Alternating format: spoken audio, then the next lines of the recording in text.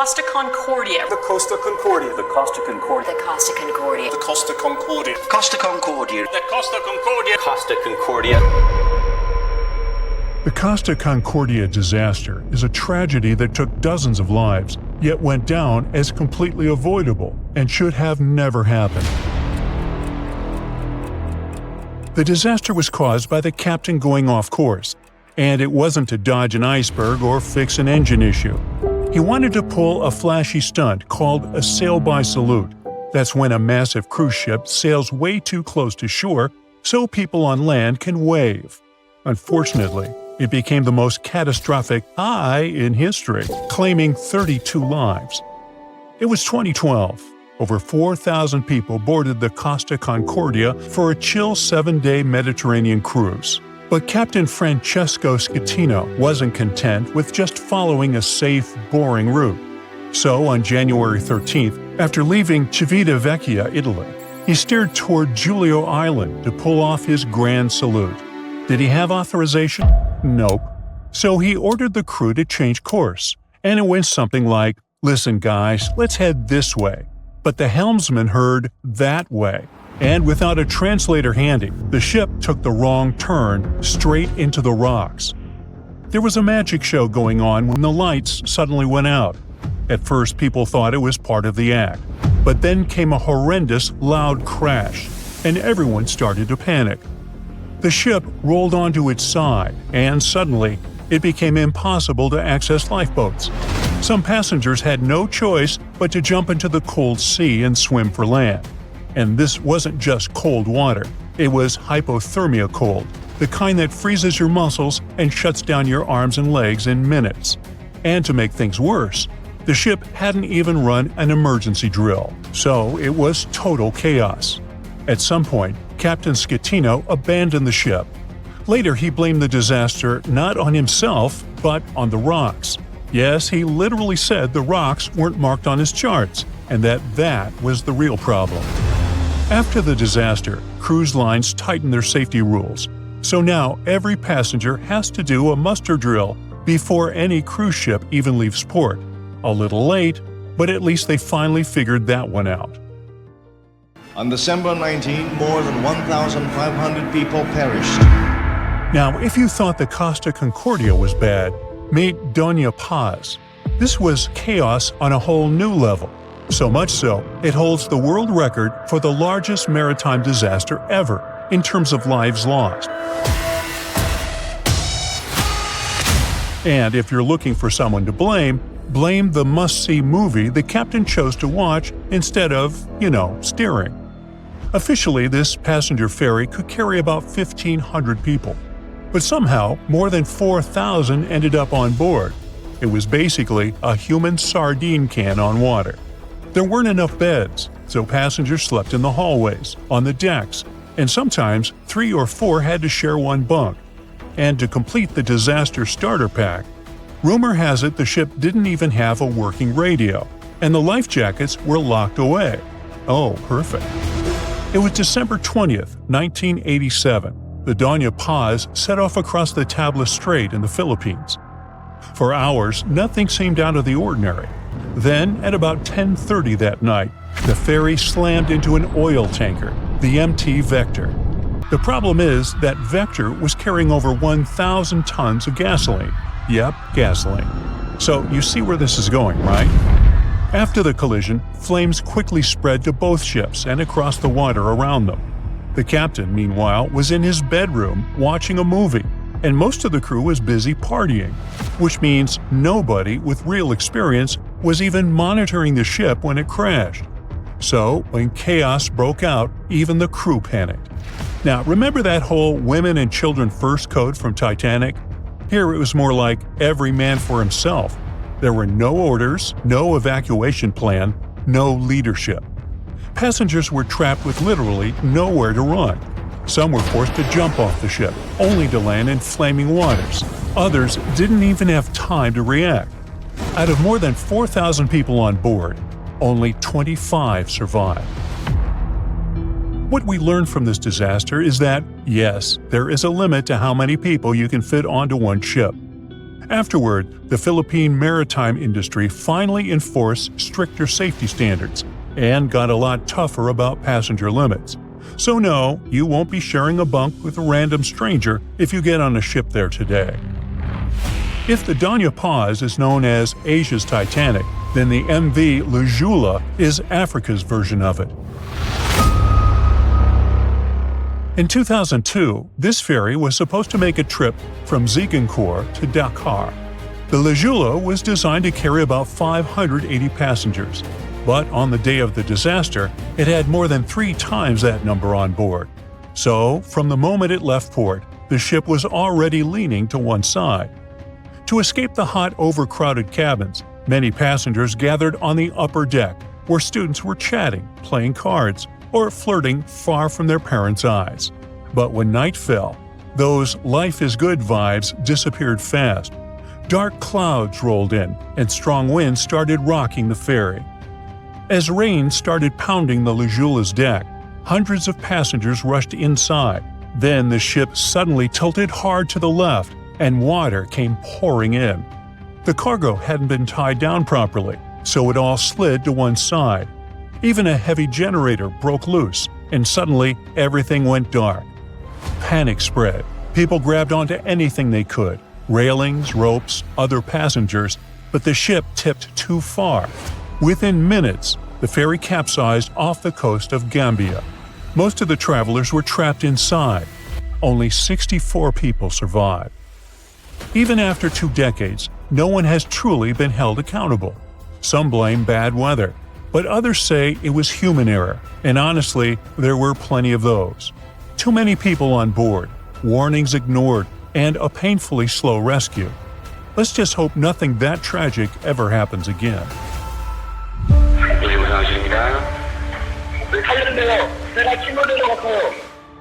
The last disaster on our list changed South Korea.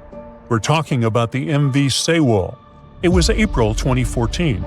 A ferry carrying 476 people, mostly high school students, was supposed to be a fun trip to Jeju Island. You know, selfies, snacks, sea breeze. But instead, 304 people never made it home. Those who did survive were mostly rescued by random fishing boats and commercial ships nearby, because the official rescue team took about 30 minutes to show up. That's right, 30 minutes.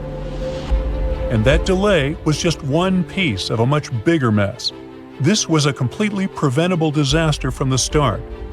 The trip started out fine. Then, around 8:48 in the morning, the Sewol made a sharp turn and suddenly started tilting. But how sharp does a turn have to be to tip a massive ship like that? I mean, it's not a kayak. So clearly, something was already off. Turns out the Sewol had been modified, like a DIY job gone wrong. The owners wanted more room for cargo and passengers, so they rebuilt the upper decks and boosted its capacity by over 100 people. Oh, and on that day, the cargo wasn't even properly tied down. So yeah, it was a disaster waiting to happen. When the ship tilted, all that extra cargo slid to one side, making it lean even more. Water rushed in, flooding passenger compartments. The ferry started sinking within minutes. The passengers panicked, but then they heard the instructions over the intercom. Everyone, stay where you are. Don't move. It's safer in your cabins. Well, it wasn't. While hundreds of students followed orders and waited for help, the captain and several crew members escaped. Yeah, they got off the ship while teenagers were still trapped inside. When rescue teams finally arrived, it was too late for most. The Sewol disaster shocked an entire nation, but it also brought people together. It sparked new laws, better training, and a promise that no ship would ever sail that recklessly again. Nearly 140 years ago, some fishermen pulled pieces of a ship from Lake Michigan. But where was the rest of it? From that moment on, hunters spent years searching for the ghost ship. By the 1970s, the hunt reached a new level. One with a $1,000 reward offered to anyone who could find it. Still, nothing. It was as if the vessel had simply vanished into thin air. That is, until now. Researchers have finally found the shipwreck off the coast of Bailey's Harbor, Wisconsin. The ship called the F.J. King disappeared back in 1886. At that time, this 140-foot-long vessel had a very important job: transporting grain. Now you might think, grain? Really? That's it? Okay, sure, it's not like the ship was loaded with tons of gold or jewels, but we have to see the bigger picture. At that time, Wisconsin was known as America's breadbasket. The state produced huge amounts of food, especially wheat. In fact, about 1/6 of the nation's wheat was being harvested there. Farming was booming, and that of course meant big money. The F.J. King was part of that golden era. For about 19 years, it successfully carried and traded grain and iron ore through the Welland Canal. That is, until September 15th, 1886. That day, the crew were on their journey to carry iron ore from Michigan to Chicago. It was supposed to be just another routine trip, but they were caught in a powerful storm. The conditions were brutal, with waves nearly 10 feet high. The crew fought desperately to get the water out and keep the ship afloat, but the waves were too strong. They kept coming, one after another. The men worked hard until they couldn't go on anymore. The waves were splitting the ship's seams. At this point, a catastrophe was inevitable. So Captain William Griffin gave the order: abandon ship. They had no choice but to get out. The men grabbed their belongings as fast as they could and climbed into the ship's small yawl boat. It was 2 a.m. Everything around them was dark. As they tried to get closer to shore, the F.J. King went down, bow first. And then suddenly, boom! The crew watched in shock as the ship's stern deckhouse blew off, sending the captain's papers 50 feet into the air. They stayed in the small boat until they were picked up by a passing schooner called La Petite. The crew took them to Bailey's Harbor, and moments later, Captain Griffin filed a wreck report. That's when the real mystery began. In his report, the captain said the ship had gone down about 5 miles off the shore of Lake Michigan. But that was just what he thought. I mean, it wasn't based on any instruments, readings, or anything like that. It was just what he remembered from that night. A week later, though, a local lighthouse keeper spotted the masts of a schooner sticking out of the water, much closer to shore. He reported it to a nearby newspaper, and that's when people really started asking questions. Could that be the F.J. King? Even though they had a solid lead, it didn't take them anywhere. No one could find the boat. Days passed, then months, then years, until 2025. That's when an investigator named Brendan Baylod decided enough was enough. He gathered a team of about 20 scientists and historians to finally track down this historic shipwreck. They dug through hundreds of original documents about the ship and the day it went down, piecing together clues and narrowing down the area where it might be. Many experts were like, "Man, just let it go." And to be fair, they had every reason to feel discouraged. After all, that whole area had already been searched over and over. There was just no way the ship could still be out there. But Bayod didn't give up. Okay, truth is, he also thought it was a long shot. But working to find the ghost ship had other perks. His team wanted to get some hands-on experience with a brand new super advanced sonar. With that in mind, they set out on their mission, heading to Lake Michigan on June 28th. Okay, great. But where do you even start? First, Bayod had to clear something up. Back when the wreck happened, who was actually telling the truth about the ship's location? The captain or the lighthouse keeper? Getting that answer would point them in the right direction. Then, Bayod thought about something that might have already crossed your mind. How could the captain really know where they were? It was pitch black. He'd just been struggling to keep his ship afloat. He couldn't see much. He was exhausted and probably hungry. He definitely wasn't thinking straight. That's when the investigator realized the lighthouse keeper's directions were probably more accurate. Thankfully, he found the newspaper article from 1886. You know, the one I mentioned earlier, where the lighthouse keeper gave a more specific detail about where he'd last seen the ship's masts. What the investigator did next was draw a 2 square mile grid around that location. and the team decided to map the lake bottom inside that grid using their fancy tech. So, there they were, aboard the Shoreline, a tour boat that usually carries sightseers along the peninsula. But that day, they didn't really expect to find anything. Their only goal that afternoon was to test their new side-scan sonar, one with much greater capability than the previous model the crew had been using. But then, after about 2 hours of searching, something strange happened. The sonar was sending out sound waves to map the dark floor of Lake Michigan when it started to act a little differently. And as the images began to stitch together, they revealed a shape that was impossible to mistake. A ship. Bingo. They'd found it. Turns out the wreck was less than half a mile from where the lighthouse keeper had said it would be. At this point, some of the crew had to pinch each other. They couldn't believe their eyes. They were shocked, not only because they'd found the ship so quickly, but also because of how well it was preserved. You see, the investigators were hopeful, but they also thought the ship would be shattered into pieces.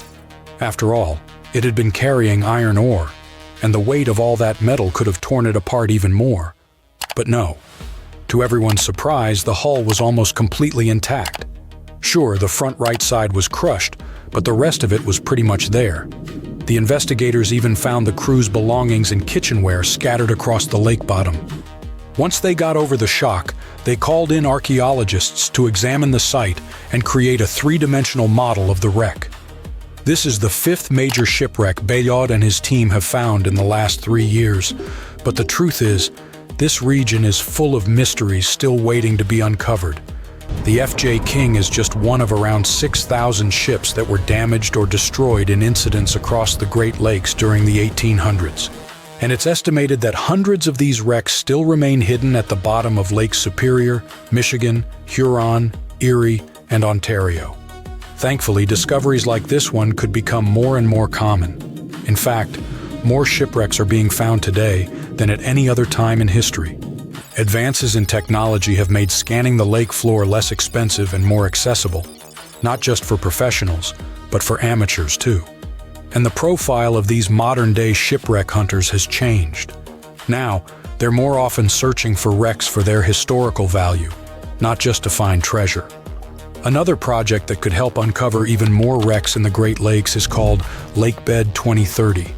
It could change everything, as its goal is to map the entire lake floor.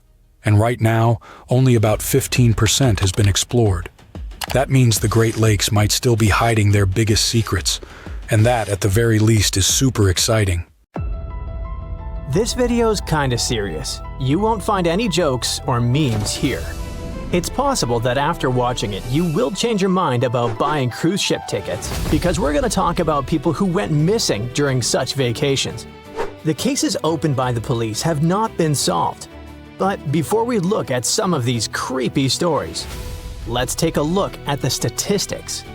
Over the past 20 years, more than 200 passengers have disappeared on cruise ships. That's about 10 people a year. A small percentage compared to the millions of people who travel by ship every year. But every missing person is a family member. It's a whole life and a story. Most likely, there are many more such cases, but cruise companies sometimes don't want to spoil their reputation and talk about missing people, despite the fact that the U.S. Department of Transportation maintains an archive of such incidents. So, let's get to the first case, the disappearance of Amy Bradley. Some of you have probably seen the documentary about this girl who disappeared on board the Royal Caribbean Rhapsody of the Seas cruise ship. March 23, 1998. It was a luxurious trip to the Caribbean where Amy went with her family. Delicious food, beautiful views, cocktails, parties, and lots of amazing people. Amy was having a great time. But then, the morning of March 24th came, and the girl disappeared. On March 23rd, 23-year-old Amy was hanging out with her brother at the ship's nightclub. She met a musician from the cruise band, danced with him, and returned to the cabin around 3:30 a.m. At 5:30 a.m., her father saw Amy sleeping on the balcony. Half an hour later, the woman disappeared. More than 27 years have passed, and Amy Bradley has remained missing. Of course, the Coast Guard and the FBI carefully searched the ship and the water after the woman's family reported her missing, but the search was unsuccessful. Investigators questioned the musician Amy had been dancing with, but no charges were brought against him. There were no clues about what had happened to the girl or who might have been involved in her disappearance. The case became so well known that movie makers made a documentary about her. Thanks to the publicity, various theories began to appear about what could have happened to Amy. One of the most popular versions was that someone had abducted her for evil purposes. There were reports that someone had seen her in Barbados. In January 1999, more than 10 months after her disappearance, someone said they'd seen a girl who looked like Amy on the island of Curacao, and that she'd been asking for help. A girl's face that looked like Amy's appeared on the internet, but none of these clues led to solving the mystery. The FBI announced a reward of up to $25,000 for any information that would help find Amy. The search is still ongoing. Another story happened on May 12, 2005. 71-year-old Hu Pham and 67-year-old Hu Tran went on a Carnival Cruise Line's Destiny cruise in the Caribbean with their daughter and granddaughter. The vacation was going great until the elderly couple disappeared from the ship. The book that Hu Tran had been reading was found on one of the ship's decks. The crew members also found the couple's shoes and Tran's wallet. Even after a thorough search of the vessel, no other traces were found. Of course, the first thing that comes to mind when two old people disappear on a cruise ship is that they could have fallen overboard. The ship repeated its route to look for the couple at sea, but 13 hours of searching didn't help. The FBI joined the investigation. Detectives were trying to find who might have wished harm on Pham and Tran. They interviewed witnesses and many of the ship's passengers, but there were no suspects. There was no reason to think that a third person was involved in this mystery. The Pham and Tran family is still trying to solve this mystery, but all official investigations have stopped. Sometimes, a person disappears from the ship even though video cameras are installed. When the records show that no one has fallen overboard, but this person is nowhere to be found. This is exactly what happened to 20-year-old Blake Kepley. He was vacationing on the Holland America Line family cruise ship Oosterdam, which sailed through the waters of Alaska. In the early morning of July 22, 2011, he disappeared. The first version was that the guy had fallen overboard, but the company provided video files from the cameras. The records showed that no one had fallen overboard during the trip. It felt like Blake had just disappeared into thin air. The U.S. Coast Guard conducted a massive search of more than 350 miles of the ocean, but they found no trace. On July 23rd, one day after the disappearance, the search stopped. Blake's disappearance was noticed when he didn't disembark in Ketchikan. He may have passed unnoticed, but there's no evidence to support this version. In addition to cameras, the ship was equipped with a fall detection system, and it didn't detect any falls. The only tiny clue was a grainy photo from the cameras. It showed someone walking around the deck on the day when Blake Kepley disappeared. But it's hard to say who exactly was walking there because their face remained unseen. Since Blake's disappearance, his family has raised the issue of improving detection systems for people who fall overboard many times. The scariest thing in such situations is the unknown. The family can't let go of the missing person, and it torments them. Such detection systems could save relatives and loved ones from uncertainty.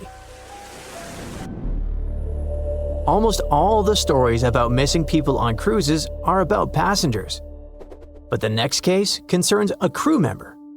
24-year-old Rebecca Corium worked on board the Disney Wonderliner as a youth activity coordinator. At 5:45 a.m. on March 22, 2011, upset Rebecca was talking on the phone in the crew lounge. She was captured on a video camera, and it was the last time Rebecca was seen alive. The crew conducted an inspection of the ship and the surrounding waters off the Pacific coast of Mexico, but the girl was never found. But the most mysterious thing about this story is that a few weeks after the disappearance, someone used Rebecca's credit card, but it's still unclear who did it. Many years have passed since the disappearance of this girl, and of course, during this time, there were theories about what had happened. The ship's captain suggested that Rebecca had been washed overboard by a large wave when she had been near the pool, but the woman's family rejected this idea. Others said that someone had wanted to harm her, but there's no confirmation of this version. Angelo Faliva worked as the first chef in the kitchen of the Coral Princess liner. On November 25, 2009, according to eyewitnesses, Angelo had a conflict with one of the employees. At about 8:15 p.m., Angelo was talking to two passengers in the dining room and then returned to the kitchen. Then someone saw him enter an elevator going down to the lower decks, which were open only to the liner's employees. No one has ever seen Angelo Faliva since. The situation is complicated by the fact that there were no cameras in the employees' areas. There were no cameras in the restaurants either, so there were no clues about what had happened to this man. "I'm going to the pool," 21-year-old Ariel Marion told her mother on the eve of her disappearance. After these words, her mom took a nap. When she woke up, her daughter was no longer on board. The search didn't reveal any details, but one of the passengers saw someone or something fall from the upper deck into the open sea. The girl was never found. The version of falling overboard is the most likely. Welcome aboard the most innovative, powerful, and safe spacecraft, Cresselis, which will take you to exoplanet Proxima Centauri b of the Alpha Centauri star system. Thousands of brilliant minds have been working for decades to provide you with a comfortable journey through the depths of boundless space. You won't live to reach your destination, as the entire way takes more than 400 years. But rest assured, your descendants will reach Proxima Centauri b completely healthy. Now let me give you a tour of the ship and show you how it works. To ensure that living conditions on Cresselis are as close as possible to those on Earth, scientists equipped the ship with artificial gravity support. Thanks to the rotating hulls, you'll be able to walk here as if you're on your home planet. And the ship's length? A whopping 36 miles. Will definitely ensure you take long walks. You can sit on a bench in the park where botanists have planted flowers and trees grown on board. You can visit a library or have lunch at a cafe. You can meet your friends in the evening, or you can spend time at home watching documentaries about wildlife. Maintaining an earthly standard of living on the ship is possible thanks to the operation of thermonuclear reactors and the unique design of Cresselis. The whole ship is built like a nesting doll. Several layers of the ship cover one another and spin around the central core. Each layer is equipped with a fusion reactor and public spaces, farms, warehouses, natural parks, technical departments, and many other facilities. The center of the ship has communication equipment and shuttles that will take you to Proxima Centauri b after Cresselis approaches the upper layers of the planet's atmosphere. Factories for the production of food, plants, mushrooms, insects, microbes, and livestock are located on the level closest to the core. Earth's biodiversity is traveling with you to the neighboring star system. In order to maintain this biodiversity in natural conditions, engineers have equipped the ship with tropical and boreal forests. Scientists recommend regular visits to these natural areas to reduce anxiety and homesickness. The second level is designed to support passengers' social life. There are parks, schools, libraries, and hospitals here. Community and spending time together should protect you from existential horror and distract you from realizing how far away you are from your home planet. The next level of Cresselis has an air and heat circulation center. If the core is the heart of the ship, then this area is its lungs. Then there's a layer designed for waste recycling, construction, and numerous factories. There will always be something to do on the ship, and you will never be out of work. This means you will never face a financial crisis. The last and furthest level from the core works as a giant warehouse for storing various resources, materials, equipment, and machines. In order not to burden people with additional work at this layer, engineers placed robots with artificial intelligence here. The ship's complex and multi-layered systems work to provide the passengers with the feeling that they're on Earth. But if you want to remind yourself where you really are, you can go to the front part of Cresselis, where engineers installed a so-called space dome with a gravity zone. Here you will have a great time with zero gravity, enjoying an incredible panoramic view of space. In order to maintain a stable demographic and not provoke overpopulation of the ship, it's necessary to have at least 1,500 people on board. That's 900 people fewer than the stated capacity. Engineers and pilots responsible for managing the spacecraft will be cooperating with artificial intelligence. But of course, no comfort makes sense without security. The Cresselis body has a cylindrical shape with a narrow front, which reduces the risk of impacts from small meteorites and space debris. Mobility, speed, and long flight time are provided by an engine working on a nuclear fusion isotope of helium and deuterium. It gives the ship a simultaneous boost of thrust and electrical power. Now, all your attention should be focused on the preservation of the human species. Over the course of 400 years, while the ship travels to its destination, several generations will change. Your kids and future descendants won't get the experience of living on Earth. Skilled teachers, engineers, and other professionals, along with artificial intelligence, will teach the next generation science, culture, and all the necessary knowledge that will help build our civilization in a new home. The success of the mission also depends on the psychological state of the passengers. For this reason, not everyone will be able to access the Cresselis board. To adapt the human brain to the conditions of terrestrial isolation, the first generations will need to spend approximately 70 to 80 years in a remote area of Antarctica. Obviously, after such a long period, many won't be alive anymore, but they will make their descendants ready for a space mission. The first generation will never see space and will spend their entire lives in the cold Antarctica. What kind of person can be prepared for this? Their renunciation of the world and sacrifice for the sake of other people will set an example of the highest manifestation of love. This fact adds more responsibility to your mission. You've just watched the presentation of the Cresselis project, which won first place at the Project Hyperion Design competition. A group of specialists has prepared a well-thought-out plan to create a spacecraft capable of taking us to the nearest planet suitable for habitation.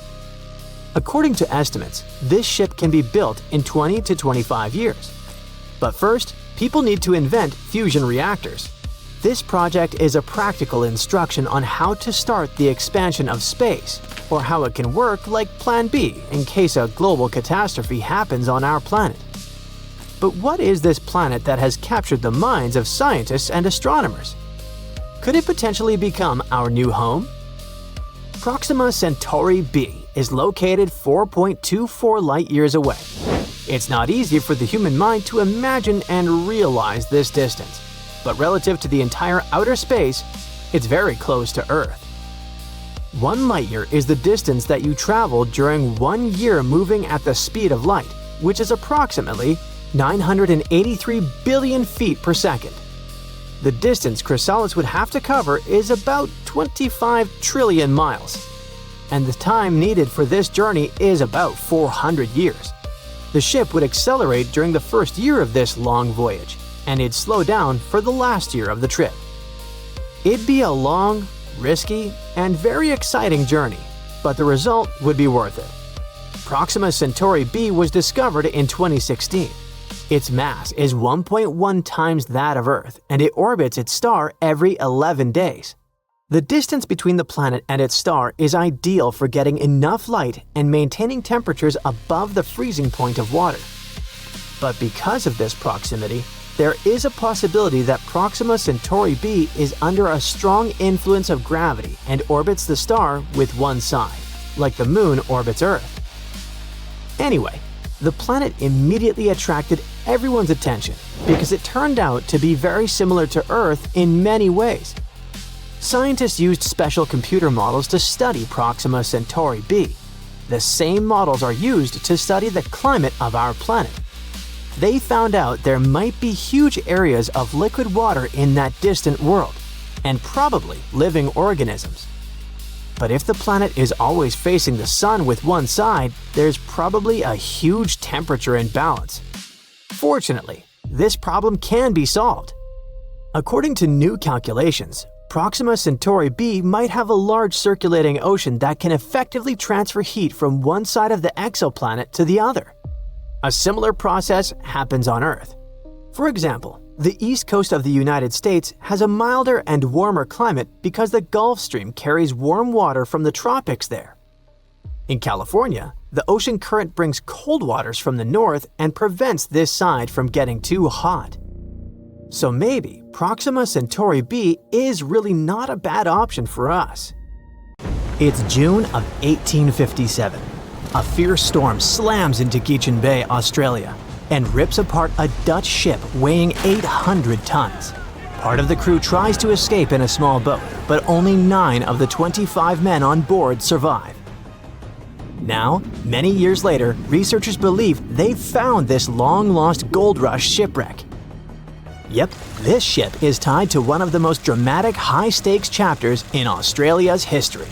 We're talking about the shipwreck of Koning Willem de Tweede, a vessel built back in 1840. This historic ship discovery is a big deal since it's now considered a real treasure in the world of underwater archaeology in Australia. Let me tell you why. By the middle of the 19th century, Dutch ships were carrying not just goods, but also people from Asia who were hoping to start a new life in Australia. And they were all chasing one thing: gold. Yep, the precious metal was discovered in Australia in 1851.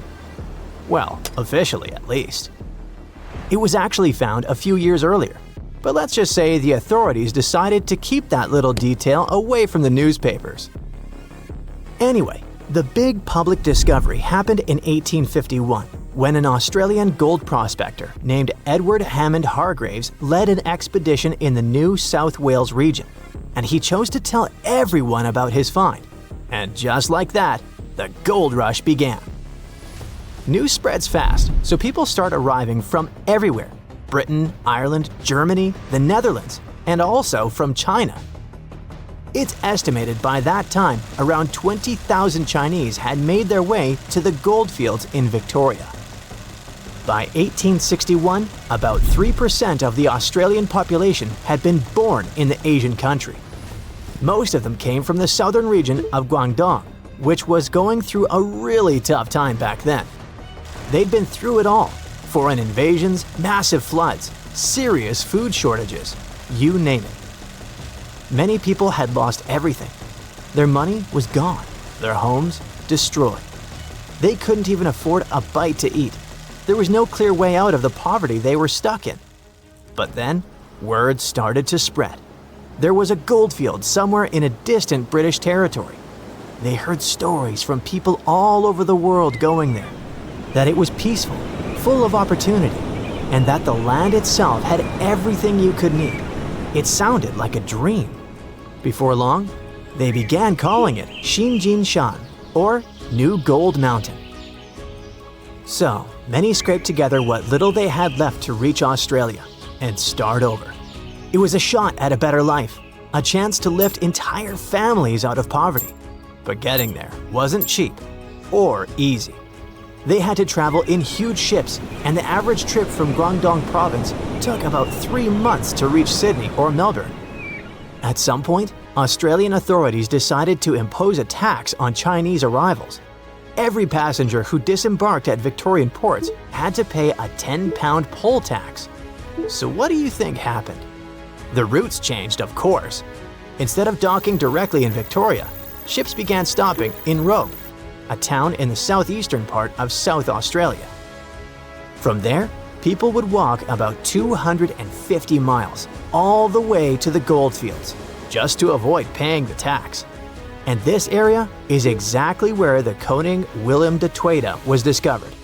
Yep, our Dutch ship was found off the Robe coast, and it was one of many vessels that carried Chinese passengers to Australia. Now you can see why it's historically important, right? On the 16th of June, 1857, it brought around 400 people safely to shore so they could start their lives over. The ship itself didn't get a happy ending though.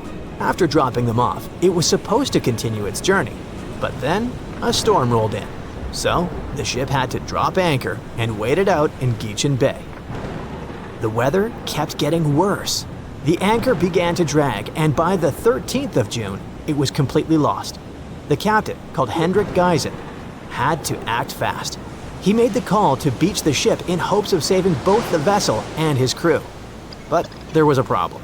The ship ran aground on Long Beach, about 3 miles east of Robe, and it started breaking apart quickly in the rough seas. The rest of the story is tragic. 16 sailors drowned when one of the ship's small boats turned upside down.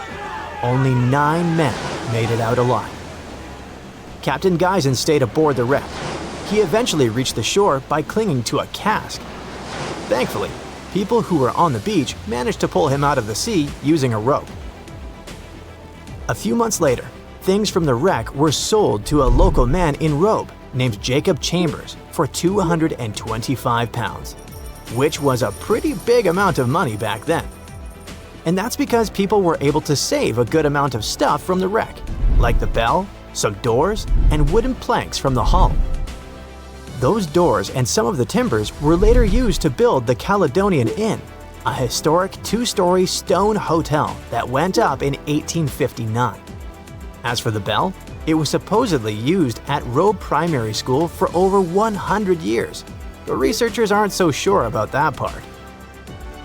What we do know is that most of the ship's remains were still missing, until now. After 3 years of hard work, a team affiliated with the Australian National Maritime Museum believes they have finally found the Koning Willem de Tweede. The project kicked off in April of 2022, and its main goal has been to search for, locate, and carry out an archaeological survey of the shipwreck's remains. To do that, they mainly used 2 tools: underwater metal detectors and a marine magnetometer, a device that detects changes in the magnetic field of the seafloor. Soon, this technology started picking up a bunch of anomalies in the area where the shipwreck was believed to be. And by anomalies, I mean weird signals. Clues that something might be buried under the seabed, probably hidden under layers of sand or mud.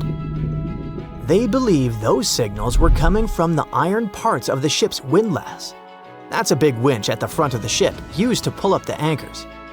Some of those pieces were sticking up slightly from the seabed, along with a partially exposed iron frame. They also spotted a well-preserved wooden plank underneath the windlass, which suggests that more of the ship's hull is still down there, just buried under the sand. So why do they feel confident that this wreck is the Koning Willem de Tweede? Well, basically for 3 reasons. First, the location. The spot where they picked up those signals lines up with historical accounts of where the ship went down. And it just so happens to be the only known shipwreck in that part of Long Beach. Second, the size. The cluster of magnetic signals roughly matches the ship's documented length, which is about 140 feet. Third and last reason, they found pieces of Chinese pottery from the 1800s right on the beach next to the site. When you put all those facts together, it basically screams Koning Willem de Tweede. That's why the team feels so confident they've finally discovered this historic ship. But even though they have good reasons to believe it, more research still needs to be done, so they're planning future visits to the site to keep monitoring things. The goal is to check the ship's condition and look for more parts of the hull or artifacts that might get uncovered as the seabed shifts over time. Let's hope they get lucky next time around. For years, the world's most valuable shipwreck was just a legend, until now. It has finally been found, and among the wreckage was a real treasure worth $1.1 billion. To understand this better, we need to go back to 1622. That year, the mighty Spanish galleon Nuestra Senora de Atocha set sail from Havana, packed with riches belonging both to King Philip IV of Spain and to the wealthy members of the crew. We're talking about gold, silver, copper, and emeralds from Colombia, Peru, Mexico, and Venezuela. The cargo was so large, totaling more than 40 tons, and so vast that it took 2 months to transport it to the ship. The ship was also packed with people. There were 265 people on board. At first, everything went well, but then came the Florida Straits and trouble. The crew found themselves lost in the night that was not only cold, but also stormy. And before long, they were facing a powerful hurricane. The wind tore the masts apart. Giant waves destroyed the rudder, and soon, the Atocha was sinking toward the darkness of the seabed. The disaster that night meant a huge loss of wealth for King Philip IV, but even worse was the loss of life. Of the original 265 crew members, only 5 survived. They managed to climb up the mizzen of the ship, the only part that remained above water. With all that treasure gone, the Spanish were quick to spring into action and devised a salvage operation. 5 ships were sent to recover the cargo. The plan seemed simple and easy. After all, the hatches were securely locked, so the treasure could still be there. But almost immediately, things went wrong. For example, one of the 5 ships ran aground before it could even begin its journey. In the end, the search dragged on for 60 years, and many factors contributed to the mission's failure. That may not seem so bad today, but back then, divers didn't have the technology or safety equipment that we have today. Exploring the seabed was risky, and more often than not, it led nowhere. While searching for the Atocha, the rescuers found traces of another vessel, the Santa Margarita, the Atocha's sister ship. Another hurricane passed through the region a month after the sinking. The seabed became a jigsaw puzzle with pieces of the ship scattered everywhere. The rescue mission became almost impossible. Over time, the Spanish managed to recover part of the Santa Margarita's cargo, but Atocha's treasure seemed lost forever. Even so, no one forgot that story. Then in 1969, more than 300 years after the sinking, everything began to change. An experienced deep-sea diver, Mel Fisher, stepped in and decided to rewrite history. Mel had already spent a big part of his life at the bottom of the sea. He and his wife even ran a diving school in California. So, Mel gathered his family and moved to the other side of the country. He led a new team of hunters whose mission was clear: to find the lost treasure of the legendary Atocha. They had little more than a boat, some diving equipment, and metal detectors, but that was enough to get them started. They focused on a region called the Matacumbe Keys, mentioned in several 17th century documents. In the first year, they traveled more than 100,000 miles but found absolutely nothing. It seemed like an impossible dream. But Mel still had a card up his sleeve: Eugene Lyon, a historian who would change the course of the search. Eugene delved into the Spanish archives in search of clues about the shipwreck. It was there that he found an important document that mentioned a group of people trying to save it. On the last page, it was mentioned that an area 100 miles from where Mel was searching had been the scene of the main exploration. This little piece of information was the needle in the haystack they needed. They rerouted the ship and soon arrived at the new location. But there was a challenge. That part of the ocean was deeper and the visibility there was almost zero. It was difficult to see your own hands. However, Mel knew how to deal with the adversities of diving and came up with a simple and brilliant solution. He installed 2 large tubes on the boat called letterboxes. Those tubes could be lowered in front of the propellers. The idea was ingenious. They sucked clean water from the surface and directed it to the bottom of the sea, exactly where the divers were. This technique not only cleared the murky water, but also helped to reveal objects that had been hidden for centuries. And still, the search took 16 years. During that time, Fisher found many lost items. Then, in 1971, they discovered a huge anchor. This was the first clue that they were close to finding the Atocha. In the following days, more objects appeared.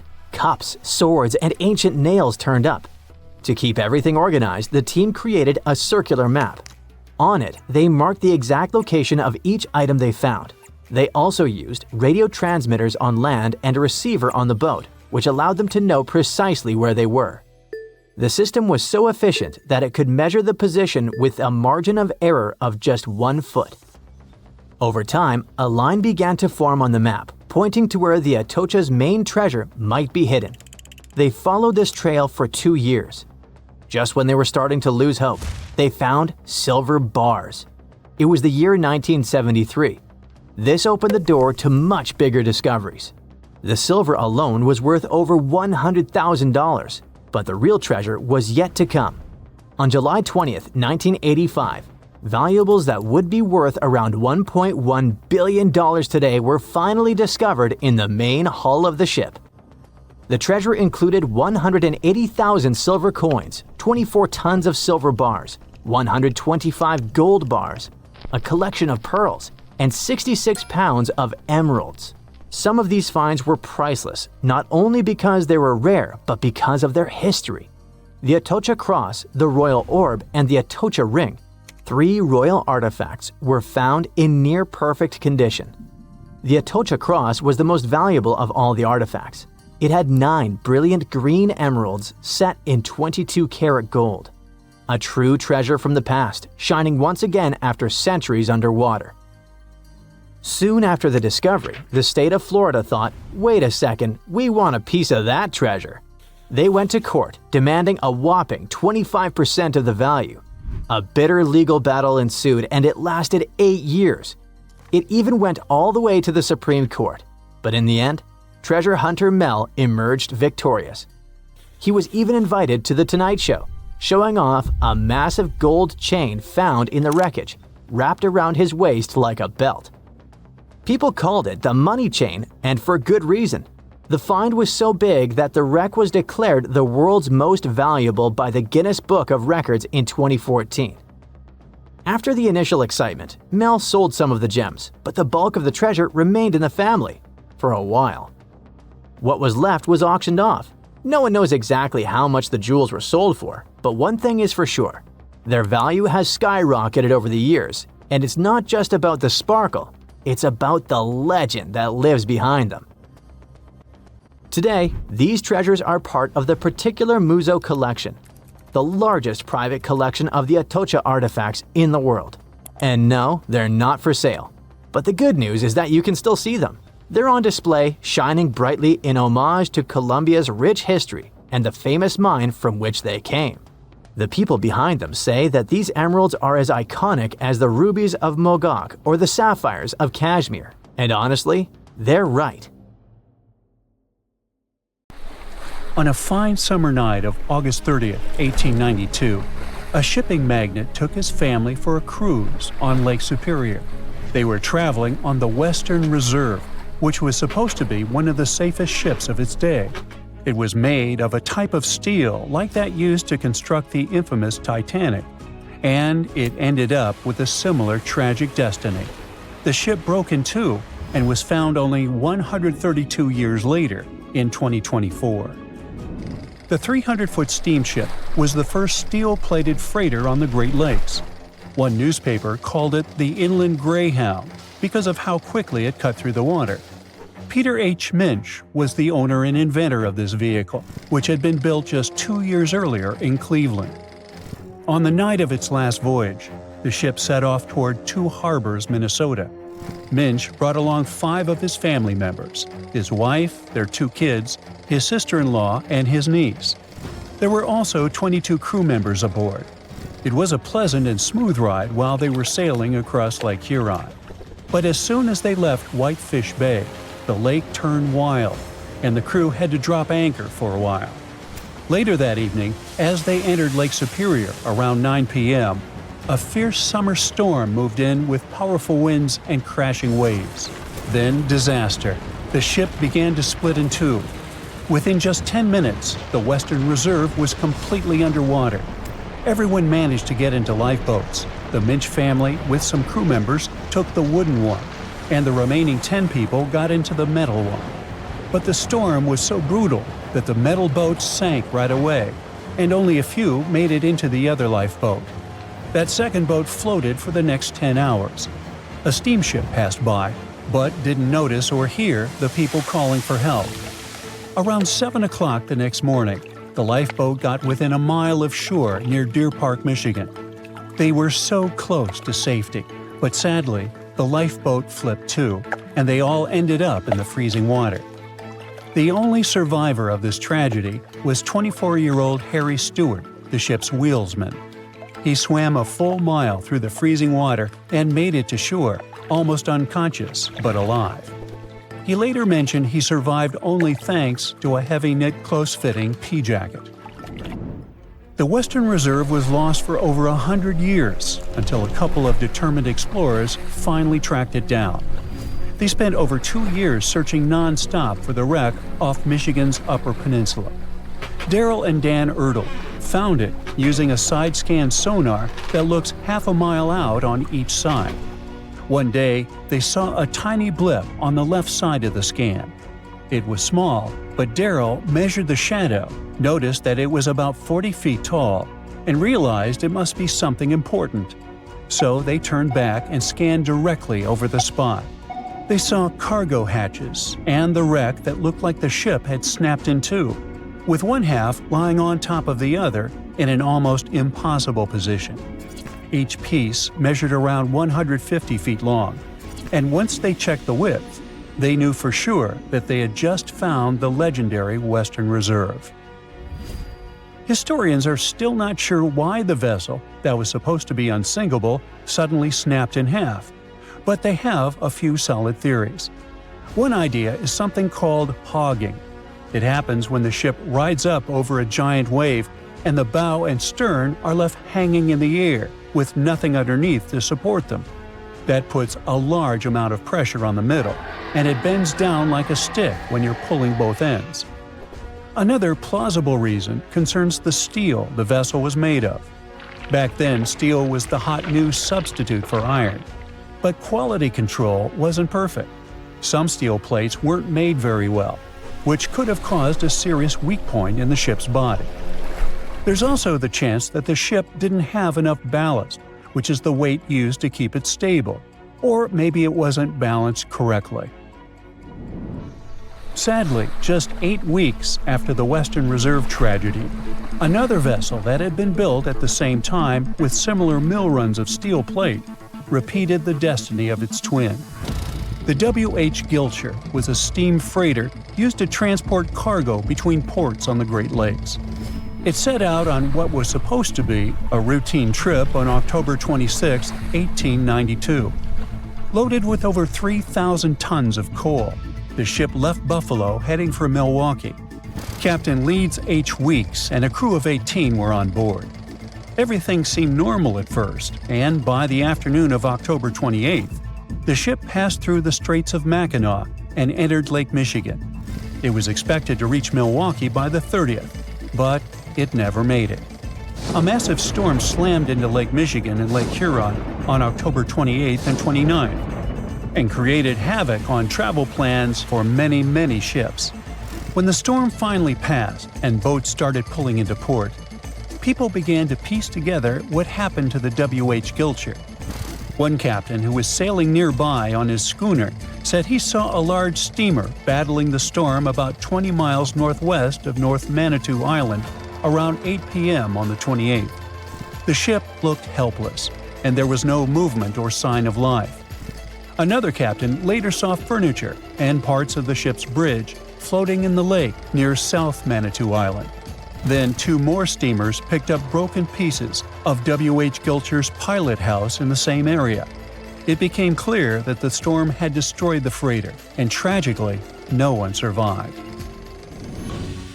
The Great Lakes are a hot spot for shipwrecks, and there have been between 6,000 to 10,000 of those starting in the 17th century. Back in 1679, the Griffon became the first European vessel to vanish without a trace on the lakes. It sailed all the way from Buffalo, New York, to Green Bay, Wisconsin, passing through Lake Erie, the Detroit River, Lake St. Clair, and Lake Huron before reaching Lake Michigan. After a stop in Green Bay, it started heading back, and then it was never seen again. In 1975, one of the most famous shipwrecks happened when the massive 729-foot ore carrier SS Edmund Fitzgerald sank in Lake Superior. A fall storm was supposed to stay far south of their route, but things changed fast. Another freighter, the Arthur M. Anderson, was following behind and kept in radio contact with the Fitz's captain, Ernest McSorley. By the afternoon of November 10th, waves were smashing over the deck, and wind gusts at over 80 miles per hour were hitting both ships hard. By 7:20 p.m., the Anderson couldn't reach the Fitzgerald by radio anymore, and it had vanished from radar. There was no distress call, no warning. The huge ship had just disappeared. Later, search crews found the wreck over 530 feet under the surface, broken into two giant pieces. No one of the 29 crew members survived, and no one witnessed what really happened. There could be all sorts of reasons for such tragedies, from errors in judgment and equipment failure to simply being in the wrong place at the wrong time. The Great Lakes are massive bodies of water with weather systems that you would expect to find in seas. These inland seas sit deep in the middle of the continent, and hurricane-strength winds and powerful storms form here. Many of them hit in November and December, when the waters are still warm from the summer, but Canadian cold air is starting to push down. There's a huge difference in temperature between the air and water. This difference and strong winds lead to massive waves. Plus, ice forms more easily in fresh water than in salt water. It builds up on ships quickly, and crew members also have to get around tricky ice waters. Water levels here are also unstable. In wet years, storms are more likely to happen, and this makes the risk of damage or disaster higher. 360 years ago, a massive British ship, the London, blew up in the Thames estuary. The tragedy took over 300 lives, including the sailors and their loved ones. No one knows exactly what led to all this, but scientists are finally getting close to the truth. Divers accidentally found an exceptionally well-preserved bronze cannon from the ship. This cannon, that was buried in silt and clay for centuries, could have all the answers. The London was a service ship built for the Navy of the Commonwealth of England. It set off on its first journey in June 1656. The ship played a huge role in British history as it was part of a convoy that went to the Netherlands in 1660 to collect Charles II and restore him to the throne. 5 years later, in March 1665, it was traveling from Chatham to Hope. From there, the Admiral Sir John Lawson was supposed to take it to the sea. But just before reaching the buoy of the Knower, the gunpowder suddenly blew up on the ship. About 25 people who were in the roundhouse and coach survived, but over 300 drowned. The ship broke into two pieces. Henry Bennett, the Earl of Arlington, passed along rumors that it all happened because of cheap, low-quality gunpowder that was on the ship. When experts of that time inspected the shipwreck, they concluded that the cannons could still be salvaged, but the ship itself was a total loss. Later, when someone recovered some of them, in 1679, there was a scandal where they tried to use them to settle a completely unrelated debt. In 2005, divers rediscovered the London. To protect it, port authorities even had to move the shipping lane, and a team of archaeologists got to work exploring it. That wreck is a big deal because it gives us real insights into English naval history. Visibility in the Thames estuary can be terrible. Sometimes you can't even see a foot and a half in front of you. Working on the site is also super tough because it's in a crazy tidal environment, and a busy shipping lane, where huge cargo ships constantly pass by, is still near.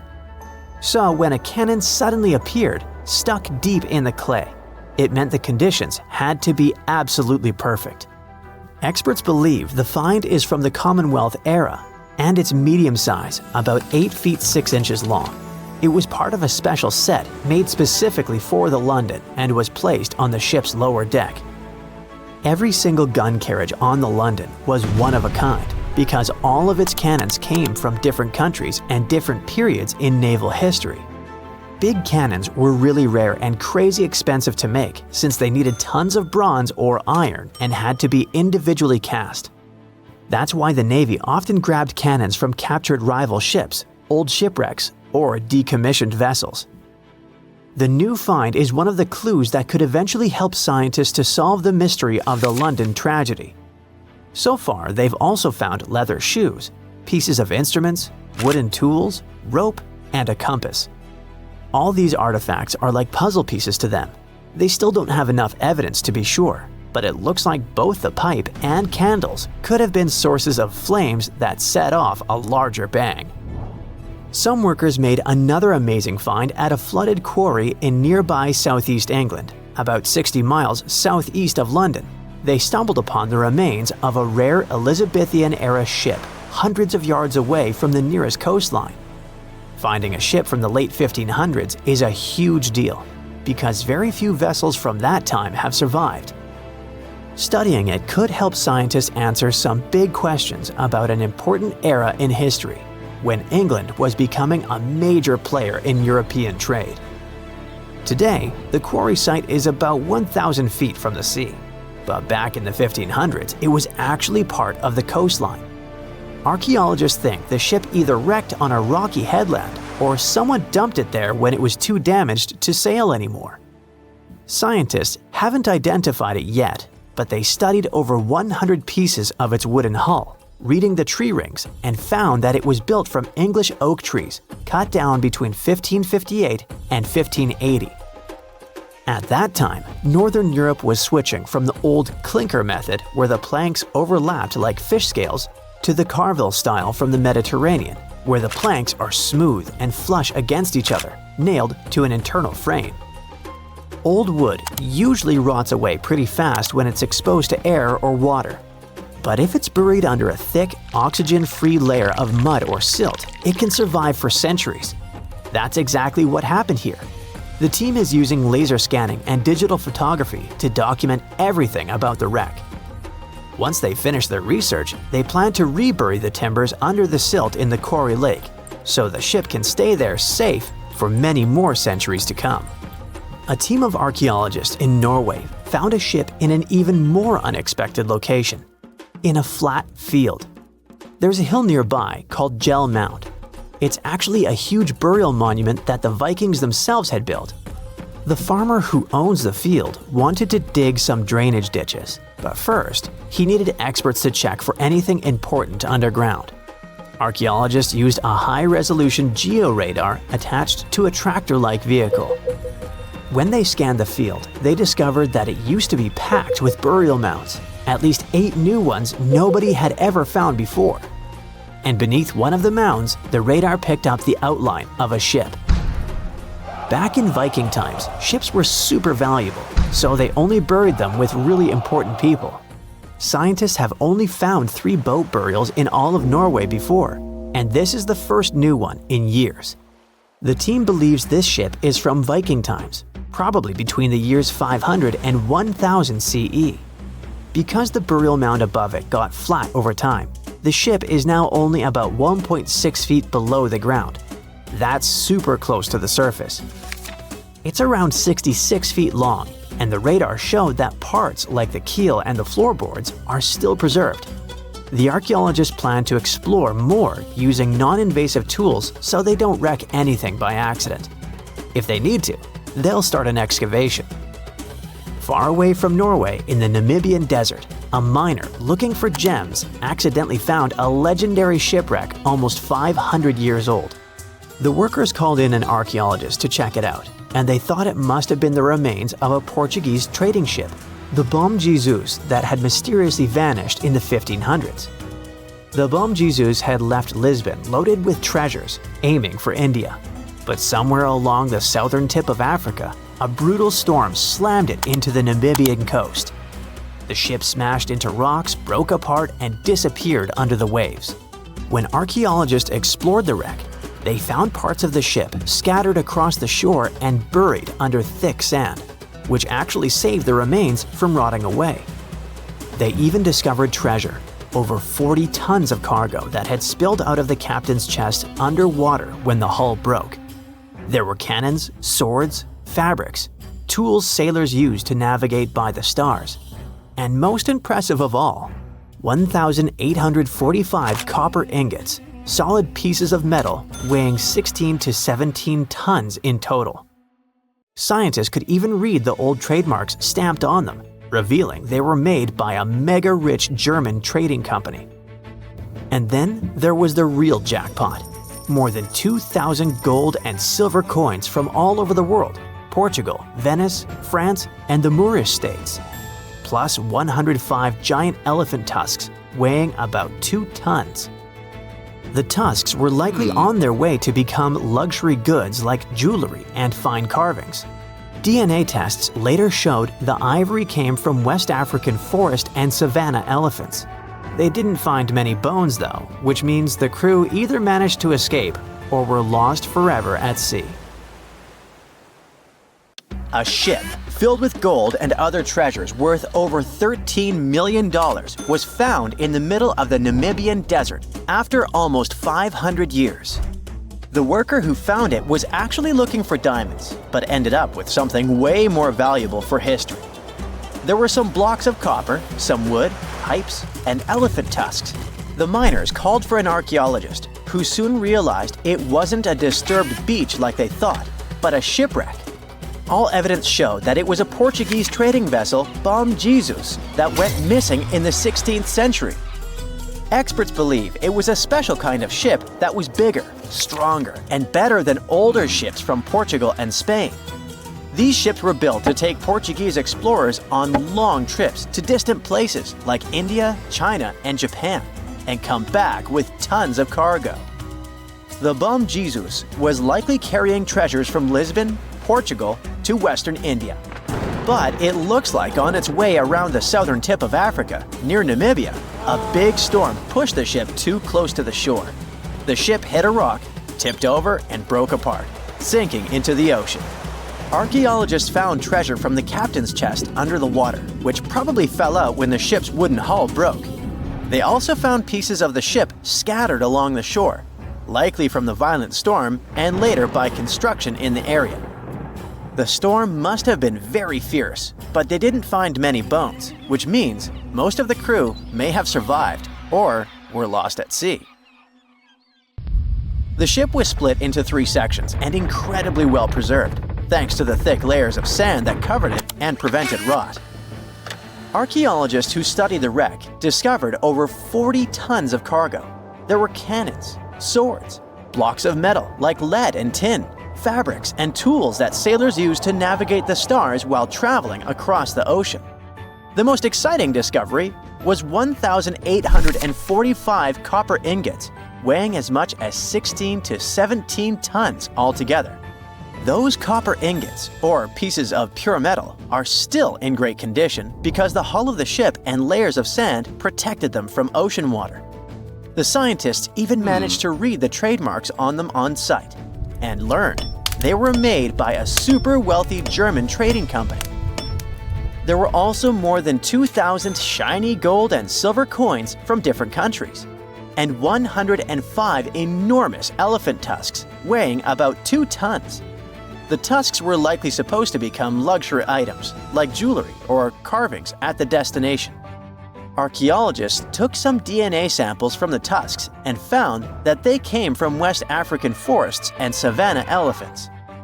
Researchers were lucky that the ship was found in a restricted diamond mining area. No scavengers were able to get their hands on the treasures.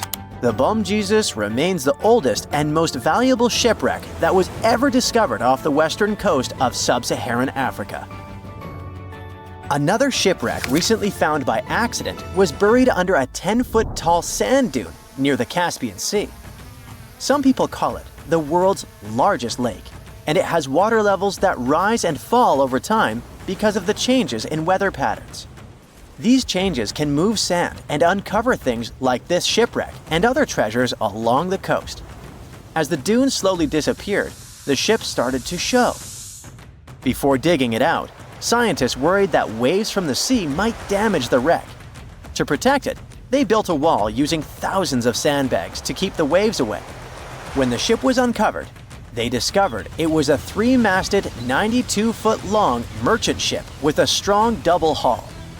Wood samples showed the ship was built in the 18th to 19th century using trees like Scots pine, spruce, and larch from the Volga River area or the Caucasus. They even found buckwheat and plants from the same region, which were probably traded or used to feed the sailors. It proves that the ship was part of a group of merchant ships that once sailed the Caspian Sea. An amateur fisherman who was 20 feet under the sea off the coast of Turkey noticed some huge metal remains. He had an underwater camera, so he made footage of the discovery and took it to scientists.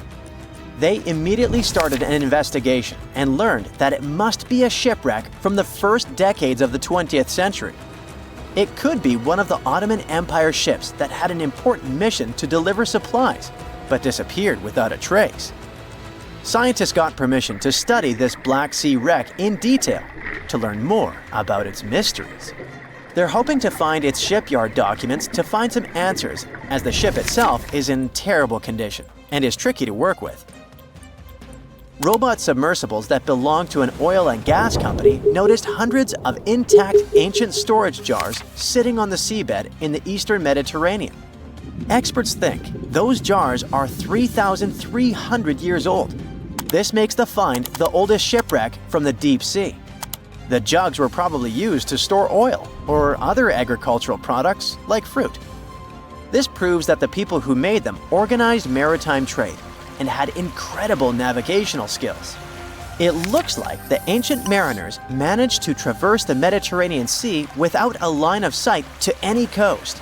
All they could see was the horizon, so they must have used the sun and other stars to find their way. Off the coast of Sicily, under 20 feet of sand and rock, archaeologists found a shipwreck so old that they aren't even sure what materials were used to build it. They think the ship is from the 5th or 6th century BCE, which means it's over 2,500 years old. This ancient ship wasn't alone. Researchers also found 2 iron anchors shaped like an upside-down T from around the 7th century of the Common Era and 4 stone anchors from prehistoric times nearby. One of the stone anchors was broken and may have had wooden pieces attached to help it hold on to the seafloor. They figured out that the ship itself was built using the on-shell technique.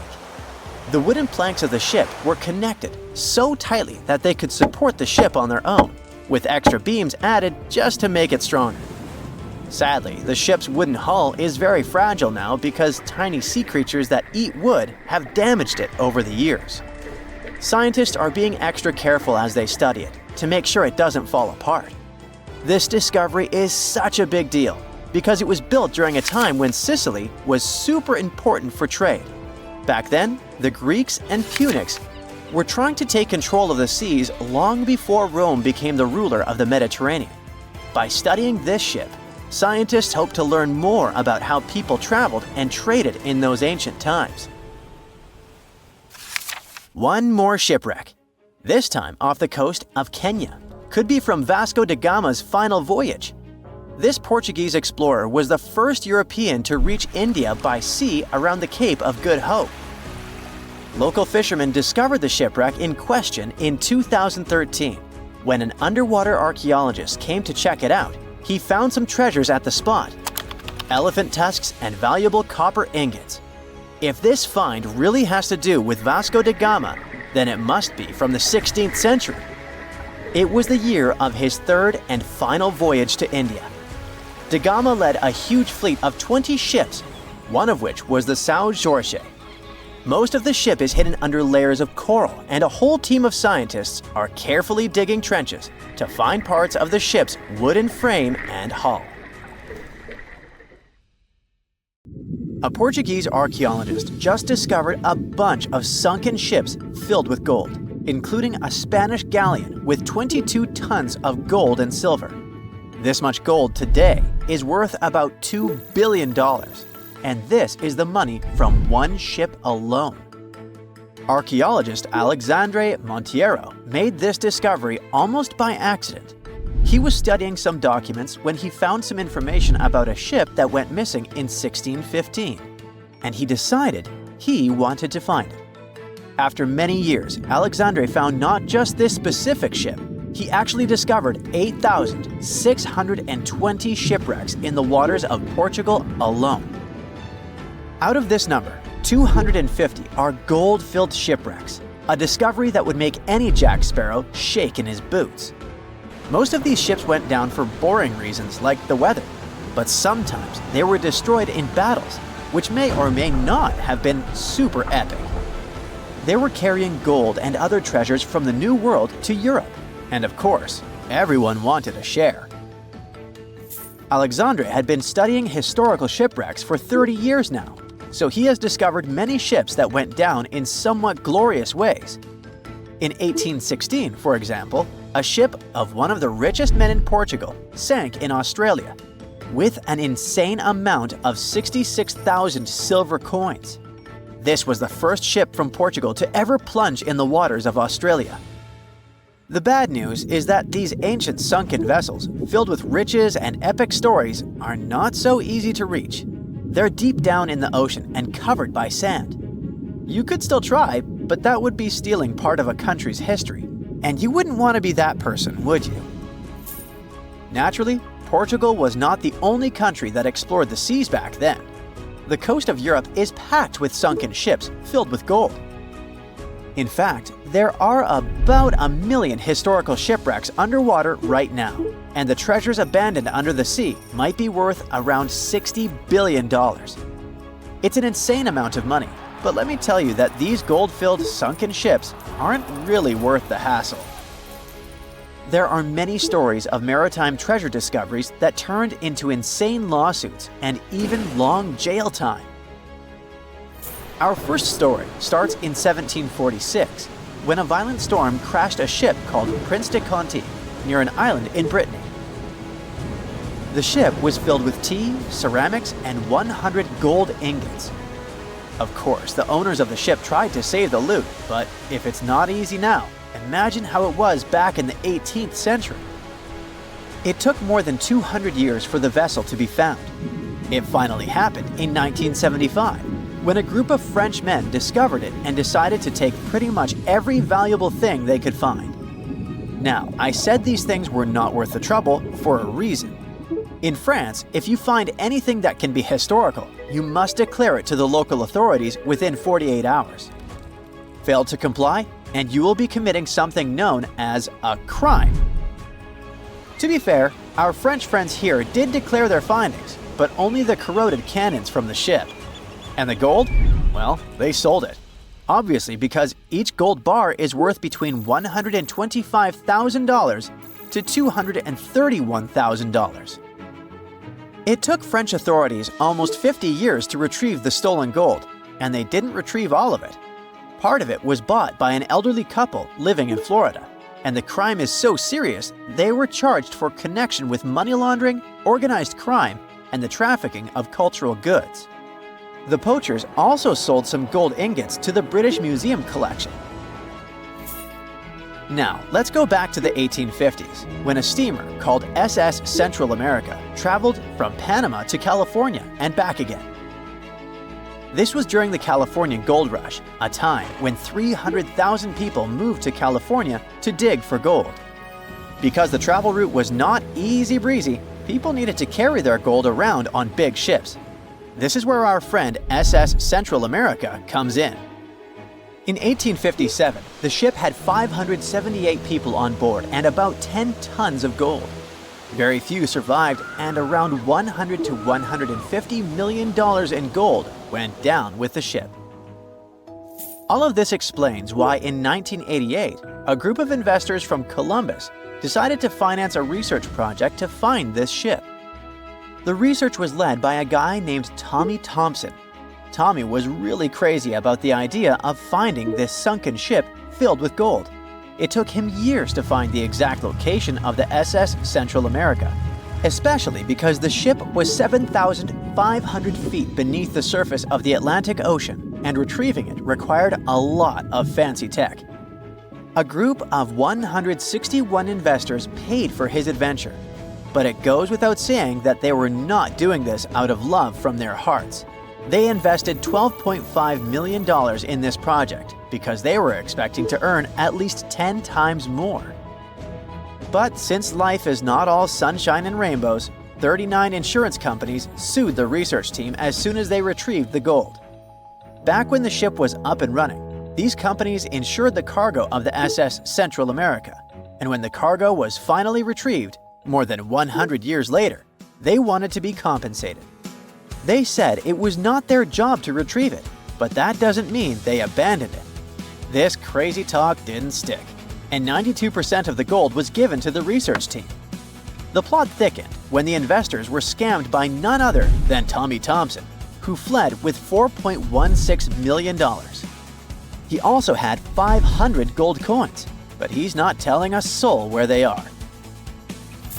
Nonsense like this is the reason why most countries have rules to protect cultural properties. And yes, sometimes shipwrecks can be a cultural property. Obviously, there are many maritime treasure discoveries that happen without breaking any laws. The SS City of Cairo, for example, was a steamship that submerged in 1929 with 2,000 boxes of silver coins weighing 122 tons. A company called Deep Ocean Search retrieved the coins from a depth of 17,000 feet, which is 4,500 feet lower than the Titanic. 34 million pounds went to the UK Treasury, and the Deep Ocean Search also got a share. The good news here is that some of the coins can be bought by collectors, legally. Paying for a treasure is probably the closest you can get to an underwater archaeology find. I know, all I did was destroy your piracy dreams. But while raiding gold-filled shipwrecks may be a crime in most countries, or just financially impossible for us mere mortals, not all hope is lost. There is about $771 trillion worth of gold lying on the ocean floor, and it doesn't have an owner. It's like an underwater gold mine, except the gold is in the water. You know how the water of the ocean is salty? Well, the gold gets mixed with the minerals in the water, so it's not like you stumble upon a gold nugget on the beach. Each liter of ocean water has 13 billionths of a gram of gold, and it's very difficult to extract such tiny particles of gold from the water. But that doesn't mean people haven't tried, and of course, there's been a scam here too. In the 1890s, a guy claimed he had invented a thing that would suck gold from the seawater. When he got enough money, he fled the country with the cash.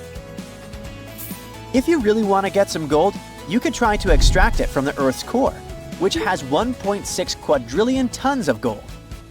There's 16 times more gold in the Earth's core than what humans have mined in the whole of history. No hoax involved here, because nobody has dared to go down there yet. With archaeologists discovering gold-filled sunken ships out and about, maybe we can make our own maritime treasure discoveries, or at least save enough money to buy some silver coins. In some regions of the Pacific Ocean, ships sink very easily, which is why it is feared by many sailors. Although there are many routes in that area, there are some that few dare to risk because crossing them can mean facing extremely dangerous forces of nature. If you need to travel from Asia to America by ship, the most obvious route would be the shortest and quickest. That is, a nearly straight line under the North Pacific Ocean. But instead, it might be better to avoid crossing this place and opt for longer and more expensive, but much safer routes. There is not one, but several reasons. The Pacific is home to some of the most dangerous waters in the world. When we open a world map, we usually see that the Pacific Ocean is kinda divided, which prevents us from realizing how big it is. But in reality, this giant covers almost a third of Earth's surface. It's about 10 times larger than the smallest ocean in the world, the Arctic Ocean.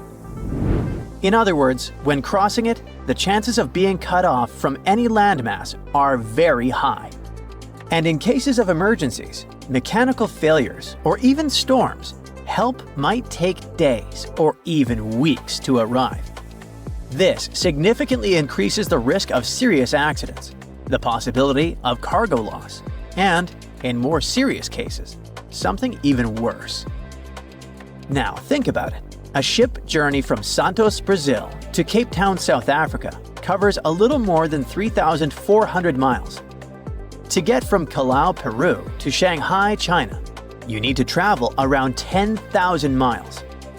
Another major problem that prevents sailors from crossing the Pacific is storm systems, whose name already indicates what they contain: unpredictable and therefore dangerous storms.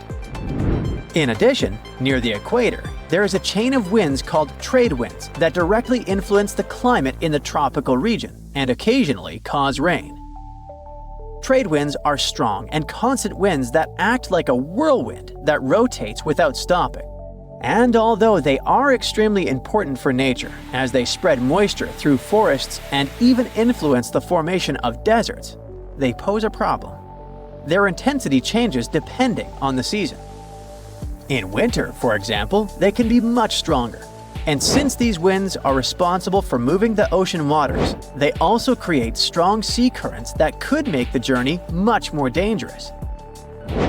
In 2015, researchers came across a series of extremely strong winter trade winds that caused a surge of short but intense waves in the Pacific Ocean.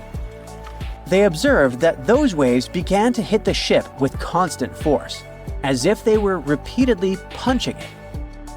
As a result, the hull structure was completely twisted and deformed. And in the end, they confirmed what they had already known.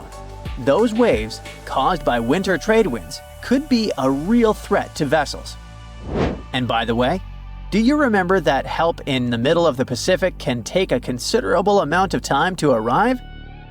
So, now there is much more than one reason behind the hostility of the winds.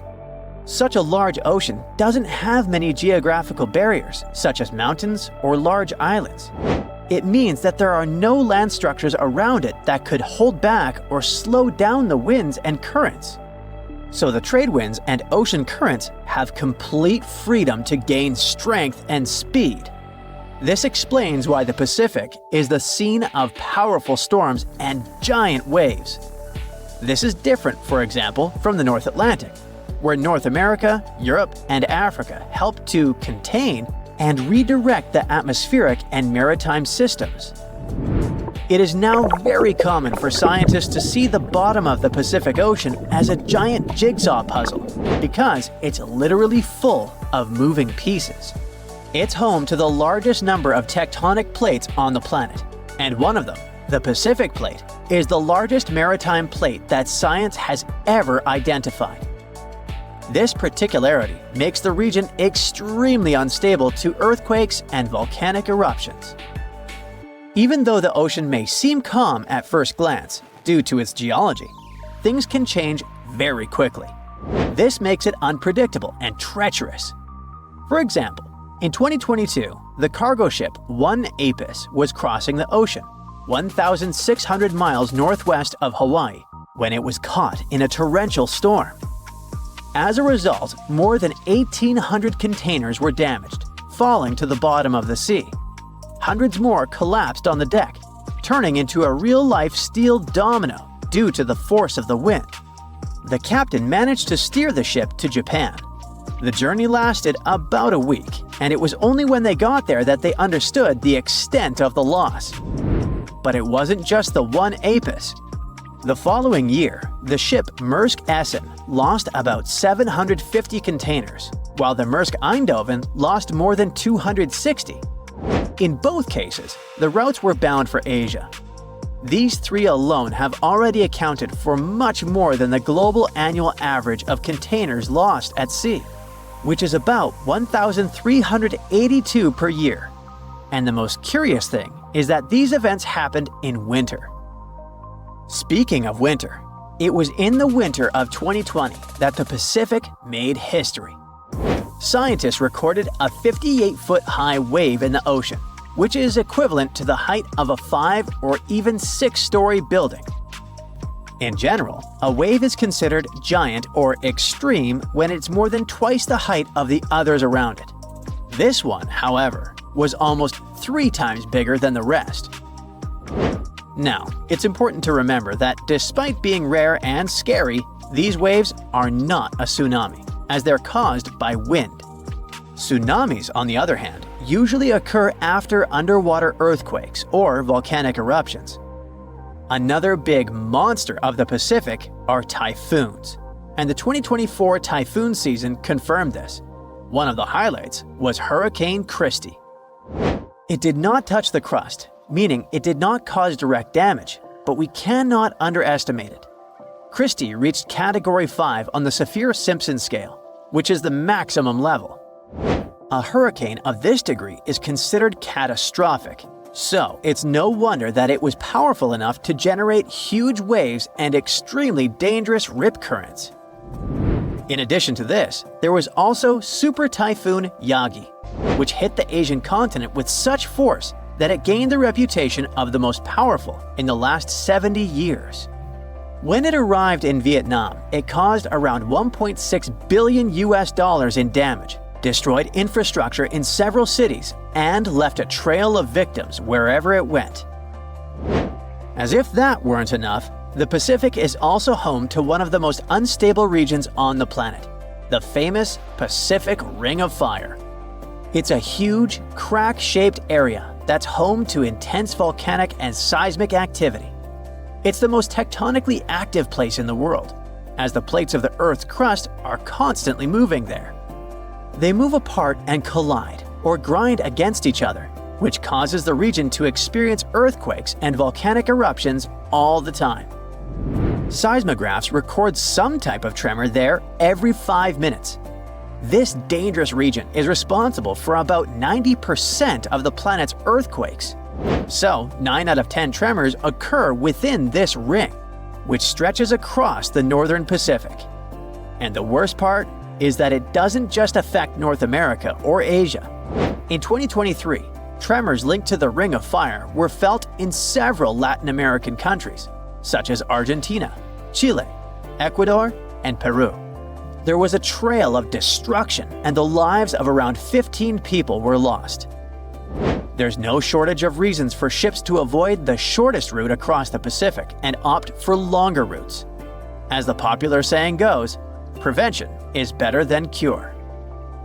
Welcome to the Spirit of Discovery cruise ship, which will take you on an unforgettable sea voyage around the Canary Islands. The azure endless ocean, delicious food, the highest service, premium cabins, and a terrible nightmare that you will probably remember for the rest of your life. This is exactly how one luxury trip of the Saga Cruises Company ended last year. Instead of relaxing during the cruise, passengers felt fear and horror, and even had health problems. And that's why. On October 24th, the Spirit of Discovery liner started a 2-week cruise around the Canary Islands. There were about 1,500 people on board. About 1,000 were passengers, and the rest were crew members. The first week went great, but then the liner encountered a serious problem called nature. There were strong winds and big waves. The captain decided to return to the UK ahead of time, but the decision was made too late. The ship was caught in a severe storm in the Bay of Biscay. A powerful wind with a force of 11 points hit the vessel. To make it easier for you to understand, the 11-point wind is able to tear out trees together with roots, destroy residential buildings, and plunge entire cities into chaos. Such a storm is rare, but Spirit of Discovery was unlucky enough to get into its epicenter. 11 points is the penultimate place on the Beaufort scale, which determines the wind rating. The most powerful storm has 12 points, and this is a hurricane. The wind reached a speed of 65 miles per hour, which is about the same as the average speed of a car on a highway. Not only did it push the Spirit of Discovery, but it also raised huge waves 25 feet high. Just imagine a wall of water the height of a 3-story building collapsing on a lone ocean liner.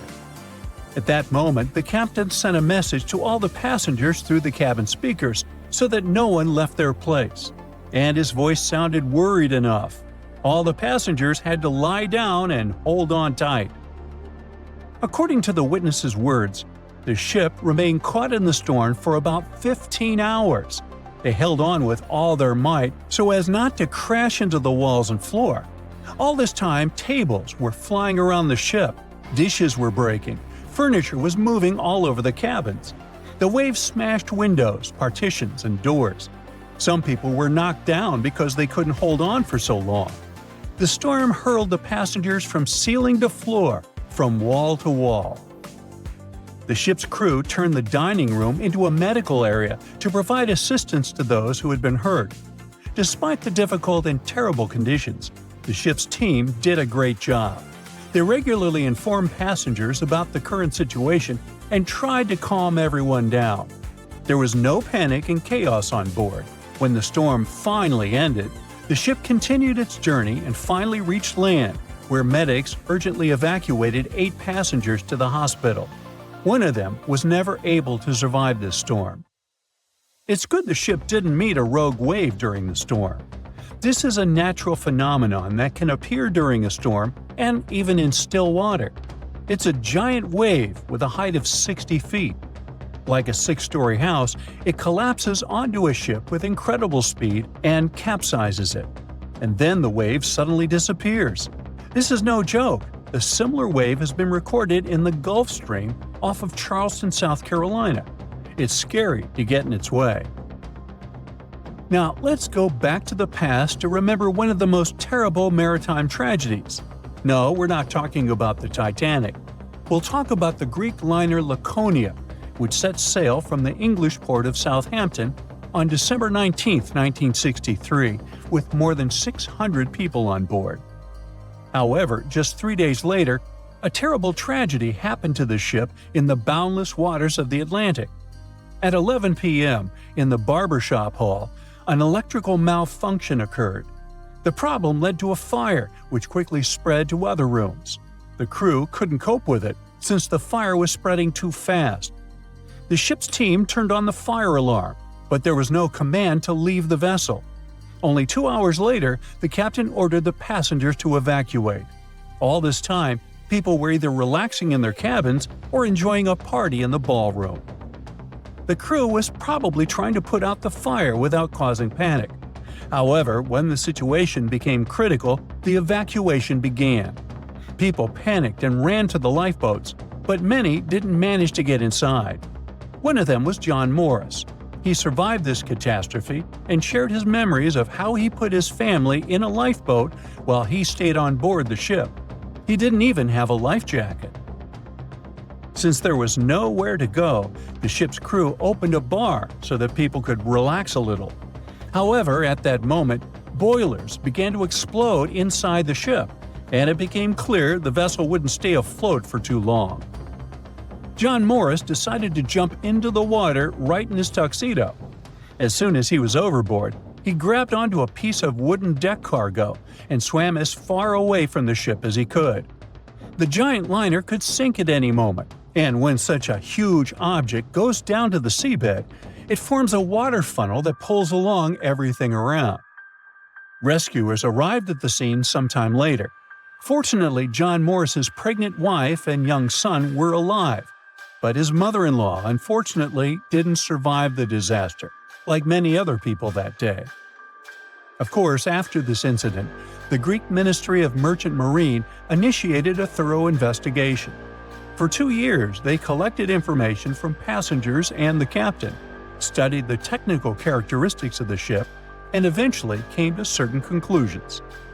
According to them, the ship's crew gave the evacuation order too late. Not all passengers were able to get into lifeboats, but half of those boats remained on board because of the chaos that prevailed during the evacuation. Several officers of the liner were accused of negligence, but the captain and his first mate received the most criticism.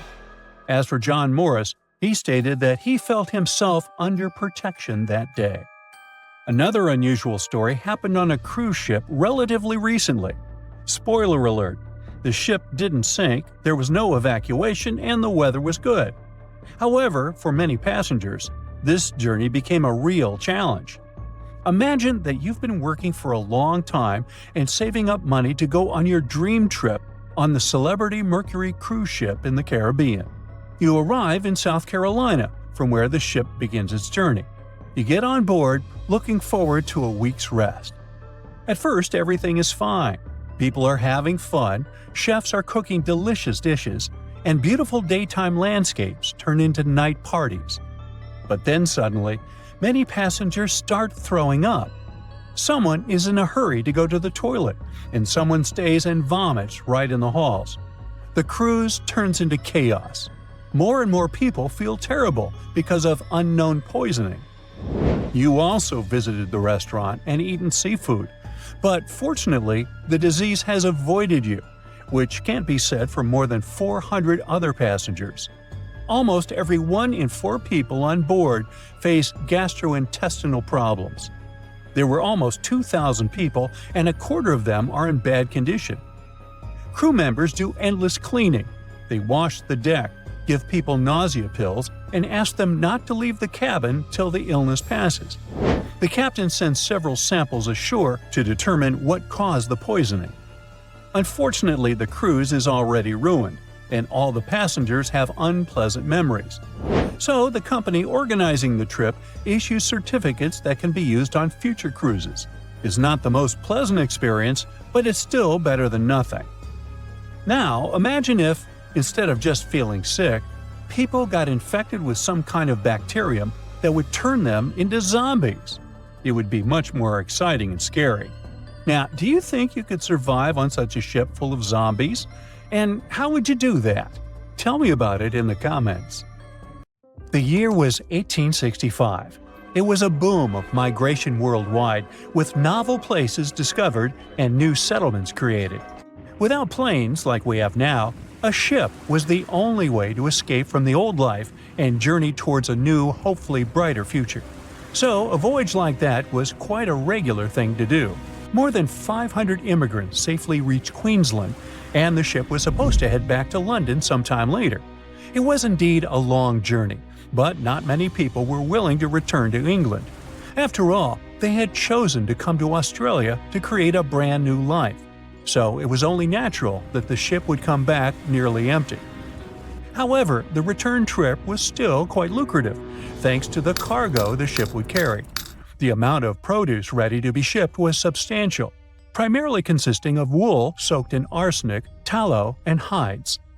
It was 2 birds with 1 stone. Not only could the crew wait out the winter, warm in Australia, while England endured bitter cold, but they also wouldn't waste their time. With the sheer volume of produce to be loaded, it would take them around 3 months to accomplish this task. Reports were circulating that the Fiery Star was almost done loading up, but it turned out that the assessment was a bit too optimistic. To pass the time, Captain Ewell thought it would be a good idea to reach out to the Acclimatization Society and offer to help transport any animals they wanted to send to England on the Fiery Star. He already had some emus and kangaroos on board, but there was still room. The society held a vote, and they were totally on board, pun intended, with Captain Ewell's idea. They figured sending some taligalas would be a great plan. Even though a few of these birds were already in England, the French Society needed a couple, and they could get them shipped there through England. Little did the crew know that all this cargo, all the produce they were willing to sell in England, would ultimately lead to the ship's destruction. Not only was the Fiery Star lost, but most of the people on board did not survive to complete the voyage. March 23rd. That was the day when the ship manifest was finally published. A manifest is a list that details the cargo, passengers, and crew of a ship, plane, or vehicle, primarily for customs officials. This document helps those involved in the transport verify that everyone and everything that was loaded is still on board when the vehicle reaches its destination. Once it's published, it means the ship is almost ready to depart. There were 3 possible ways of passenger accommodation. First, there was the saloon, the antiquated name for first class. Next, there was the second cabin, which is, logically, second class. Finally, there was the steerage, the cheapest form of passenger accommodation on a ship. Back in the 19th and early 20th centuries, many people traveled from their homelands, often to North America and Australia, looking for a fresh start. Most of them were poor and had limited funds for travel. In total, there were 8 people in the saloon, another 8 in the second cabin, and only 21 steerage passengers. Out of the 37 passengers, only one, John Ormond, would make it out alive. He bought a ticket for the steerage, so unlike the Titanic situation, in this case, the class didn't really matter. The crew members list wasn't as detailed as the passengers. It was known that, in total, there were around 55 people in the crew, from able-bodied seamen to crew members simply called boys. But there's something telling me that the crew wasn't really that important for the captain. In reality, all that mattered to him was to make as much money as possible, shipping tons of dangerous, flammable cargo. Out of over 50 crew members, only 17 survived that voyage. But there was actually one more crew member who actually survived it all, just because they weren't let in. Sarah Johnson disguised herself as a man and planned to sneak onto the ship. However, something about her looks made the captain get suspicious, so he called the police and made Sarah leave the ship as he didn't want any immoral behavior to take place. Well, he saved her life. For him, it was the last voyage. The captain, W. Hunter Ewell, was quite a celebrity apparently. He already had a record of the safe landing of immigrants in the previous year, so there seemingly was no reason to worry. The trip promised to be safe. Clipper Fiery Star left Moreton Bay bound for London. The passengers took their places. The cargo had already been loaded. The full list is astonishing. In addition to all the wool, tallow, cotton, hides, and horns, there were also 6 cases of arrowroot and various other packages. And we can't forget the animals the captain took aboard too. The Fiery Star was far away, yet still observable to the east as it headed toward the Pacific Ocean. This was the last information available until May 26, when news of its destruction emerged from Brisbane. Chief Officer William Sargent's log reveals that the Fiery Star took 12 days to reach the southern tip of New Zealand, passing on April 11, 1865. The trip was going well until heavy seas ruined 2 longboats on April 17th. On this day, a strong odor of smoke alerted the captain. When he checked, he found the lower hold completely filled with smoke from a fire fueled by the ship's flammable cargo. The hatches were quickly closed to try to contain the flames, but by the next day, the heat and toxic smoke had forced passengers out of their cabins. George Maber was one of the lucky survivors. He was the ship's engineer, and he recalled the chaotic events on April 20th, as Captain Ewell and most of the crew and passengers tried to evacuate in rough weather. At around 6 p.m., the ship took on water, and without much warning, Captain Ewell, 4 crew members, and a few female passengers hopped into a lifeboat and headed out. The next boat, managed by the second mate, Mr. Adio, was a gig, followed by a crowded jolly boat.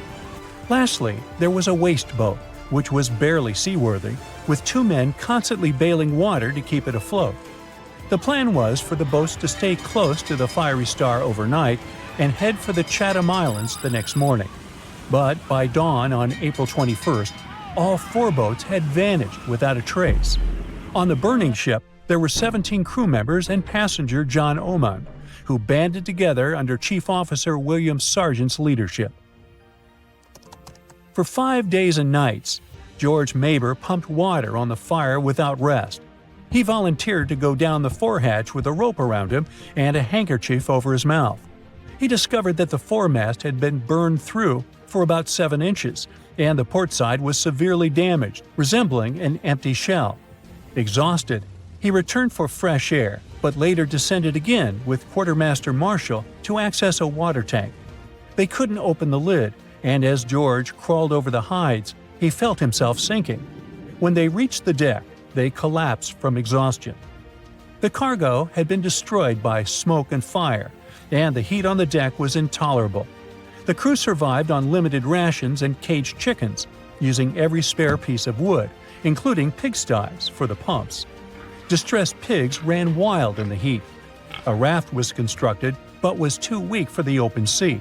Sleep was elusive, and the crew had lost everything, with only hopes of reaching land or meeting another ship. Finally, the Dauntless appeared and sent a lifeboat to the Fiery Star.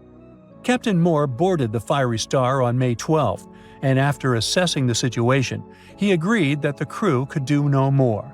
They boarded the Dauntless at 4 p.m., witnessing the Fiery Star succumb to flames by 11:30 p.m. It was a narrow escape. Two sailors were traveling not far from the infamous Bermuda Triangle when they noticed a boat that seemed to be moving by itself. The sails on it were down and the motor wasn't running. One of the men was Matt Rutherford, the first man to ever sail non-stop on his own around North and South America, who has seen a lot during his voyages. But this one was spooky even for him. An awfully abandoned boat that could be hiding scary things inside. Rutherford still decided to approach and inspect the vessel to see if there was someone aboard who needed help. This story happened in 2013, but the sailors waited for 10 years before they published the footage. The ghost ship, which turned out to be named Wolfhound, looked like an upscale one, and it probably cost hundreds of thousands of dollars. It seemed like whoever abandoned it was leaving in a rush. There were clothes and other personal belongings all over the main cabin. Some parts of the ceiling had fallen and some drawers had popped open. Rutherford was afraid to open doors in cabins, so he carefully searched the boat step by step, and luckily found no people who would need help. The sailors decided to tow the ghost ship back to Bermuda. It wasn't easy because Wolfhound was bigger and heavier than their boat. After days at sea, the crew was running low on fuel and asked a passing freighter to stop and give them some gas. They kept pulling Wolfhound with just sail power until the tow line got wrapped around the rudder, and they realized they could get stranded in the Bermuda Triangle. So they had to abandon the ship. After another 23 days in the Atlantic, they finally reached Bermuda. As it turned out later, the mysterious ghost ship belonged to an Irish yacht club member. It got caught in a storm with waves that were 20 feet high and super strong winds, and couldn't continue its voyage. A Greek cargo ship rescued the crew, but they had to leave the ship. Rutherford and his crew found the yacht 9 weeks later.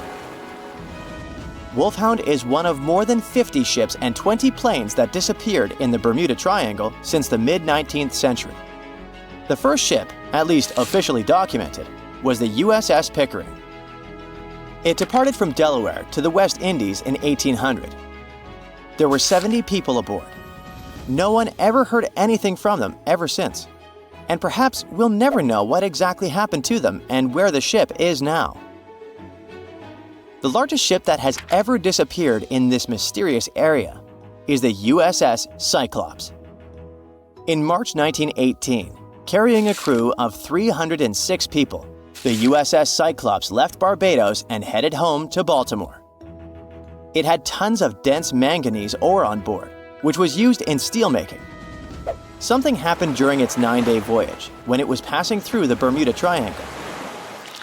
The last message from Cyclops said, "Weather fair, all well," and then it disappeared forever, without even an SOS signal. Another ship that the Bermuda Triangle supposedly took forever was the Cotopaxi in 1925. It was loaded with coal and had a crew of 32 people on board. Its trip was supposed to go from Charleston, South Carolina to Havana, Cuba, but something went wrong and the ship disappeared. Recently, scientists discovered that the Cotopaxi was lying at the bottom of the ocean about 35 miles from St. Augustine, Florida. Divers who like to go down to the wreck nicknamed this spot the Bear Wreck, but didn't realize they were exploring the remains of the Cotopaxi. One of them, Michael Barnett, was trying to identify the wreck for over 15 years. He carefully measured different parts of the shipwreck that survived underwater with his team. When they compared these measurements with old blueprints of the Cotopaxi, they saw that everything matched up perfectly. The size and position of the boilers were exactly as described in the blueprints. This helped them confirm that they had found the Cotopaxi, and it looks like there was nothing mysterious about its disappearance. It was a combo of bad maintenance, poor care, and rough weather. Many of the hatches used to access the cargo hold where the coal was stored were either broken or missing. This meant that if the ship ran into a storm, water would easily get into the cargo hold, and the ship would get unstable and sink. As the Cotopaxi sailed off the coast of Florida, it met a tropical storm. Just before it disappeared, it sent out a distress call. It was near St. Augustine, so all the puzzle pieces fell into one place. People have come up with all kinds of ideas to explain what might be happening in the Bermuda Triangle. The wildest one is that spaceships from other planets are taking these ships and planes away. Or maybe it has something to do with the lost city of Atlantis, a legendary underwater city. But there are also more rational explanations, such as the fact that this area often has wild and unpredictable weather, with sudden storms and water spouts. For hundreds and hundreds of years, sailors have told stories about giant rogue waves that seem to come out of nowhere in the open ocean. It sounded like a tale in the past, but in the last 20 years, satellites have spotted these freak waves, some of them reaching over 100 feet tall. Storms from the Gulf of Mexico can hit the Bermuda Triangle area and create such rough and unpredictable waves. Scientists built a model of the USS Cyclops and put it in a wave simulator. They say that even a rogue wave 50 feet tall would be enough to flip over that ship. It had a flat bottom and was less stable and more likely to tip. There are also lots of hills and deep valleys on the ocean floor, which can be dangerous if a ship isn't navigating carefully. Sometimes things can go wrong with engines, communication systems, or other equipment. If a plane or ship has a mechanical problem far from land, it can be really hard to get help quickly, especially if rescue teams are far away. The Bermuda Triangle also has magnetic anomalies, so in some parts of it, the compass might point in the wrong direction. And then there are human mistakes, like misjudging distances, making wrong turns, or not listening carefully to directions. This is what happened to Flight 19, a group of planes that went missing. The leader of the flight, Lieutenant Charles Taylor, decided to fly into bad weather without all the equipment they needed. He was also tired, so it was really hard for him to make good decisions. Disappearances in the Bermuda Triangle don't really happen more often than in other parts of the Atlantic Ocean, where a lot of ships and planes travel. They just attract more attention and talks. You still won't find the Bermuda Triangle on any map, and it doesn't have official borders. So we might never be able to solve its mystery because we can't be sure it even exists. But maybe we need to be worried about another Bermuda Triangle, the one up in space. This space triangle doesn't make things completely disappear, but it messes with the equipment on the spacecraft, causing glitches and makes things stop working for a while.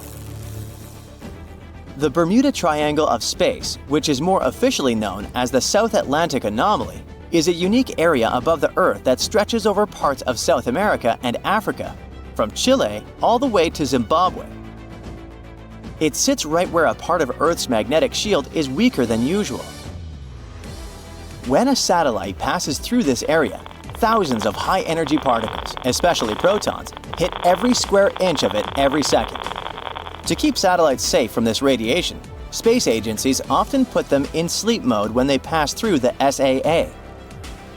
The Hubble Space Telescope passes through the SAA about 10 times a day and spends about 15% of its time in sleep mode because of this anomaly.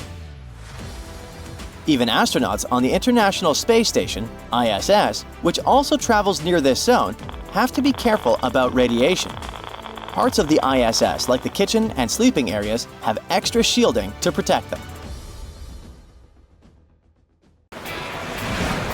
Ah, cruise ships. Amazing views, exotic destinations. What more could you ask for? While cruising on a megaship is usually super safe, it's good to know some of the secret codes they use on board. One of the scariest things you might hear is Code Red. That means there's a virus running rampant on the ship, and they need to do a serious deep clean. Sick passengers are stuck in their cabins until further notice. But the only announcement that might give you chills is Operation Rising Star, which means a passenger has passed away. On a lighter note, Operation Bright Star, not to be confused with Brightside, refers to a less critical medical emergency. If you hear PVI, that stands for a public vomiting incident. Yep, you heard that right. Some cruise lines have their own versions of this and just yell Purell, Purell, Purell to get the crew moving. There are tons of codes to keep track of, and let's be real, it's hard to remember them all, especially if you're not cruising all the time. So, here's a quick tip. If there's a fire or other emergency, you'll hear a general alarm bell. That means 7 or more short blasts of the ship's whistle, followed by 1 long blast. That's your cue to head to the muster station. Cruise ships are packed with unexpected features that many folks, especially first-timers, might not realize. Some of these floating hotels are massive, almost like small cities. While it's pretty easy to get the hang of all the fun stuff, think water parks, tattoo shops, and tons of dining options, there's also a whole hidden world below the decks that remains a bit of a mystery.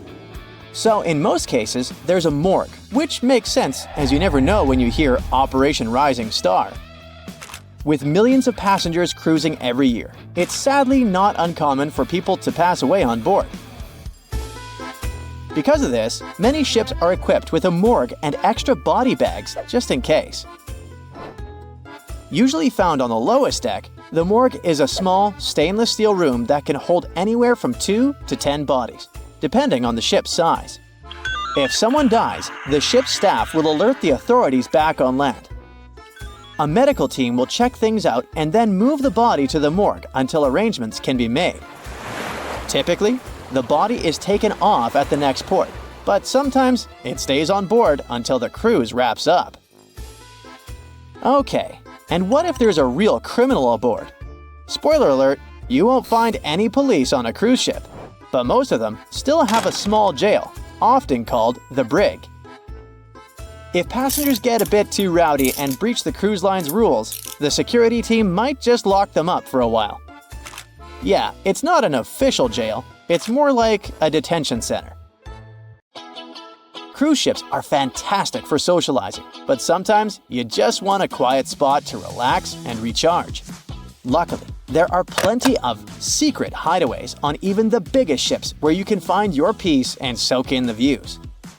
To start, aim for the forward or aft ends of the ship. These areas are usually less crowded.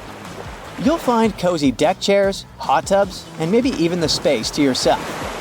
Check out the ship's daily schedule to spot activity-free lounges. For instance, the observation lounge might be empty during certain hours, and many ship libraries are perfect for a peaceful nap. On Seabourn, try the aft pool and hot tubs on Deck 5 for serene ocean views.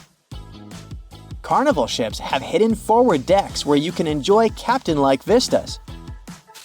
Royal Caribbean's Oasis-class ships have a track area at the back where you can relax while watching joggers. Viking's Explorer's Lounge has a quiet second level that's often overlooked. Disney Magic and Wonder have a little-known lookout on Deck 7. While Silversea's Silver Origin features a stargazing platform perfect for night sky watching.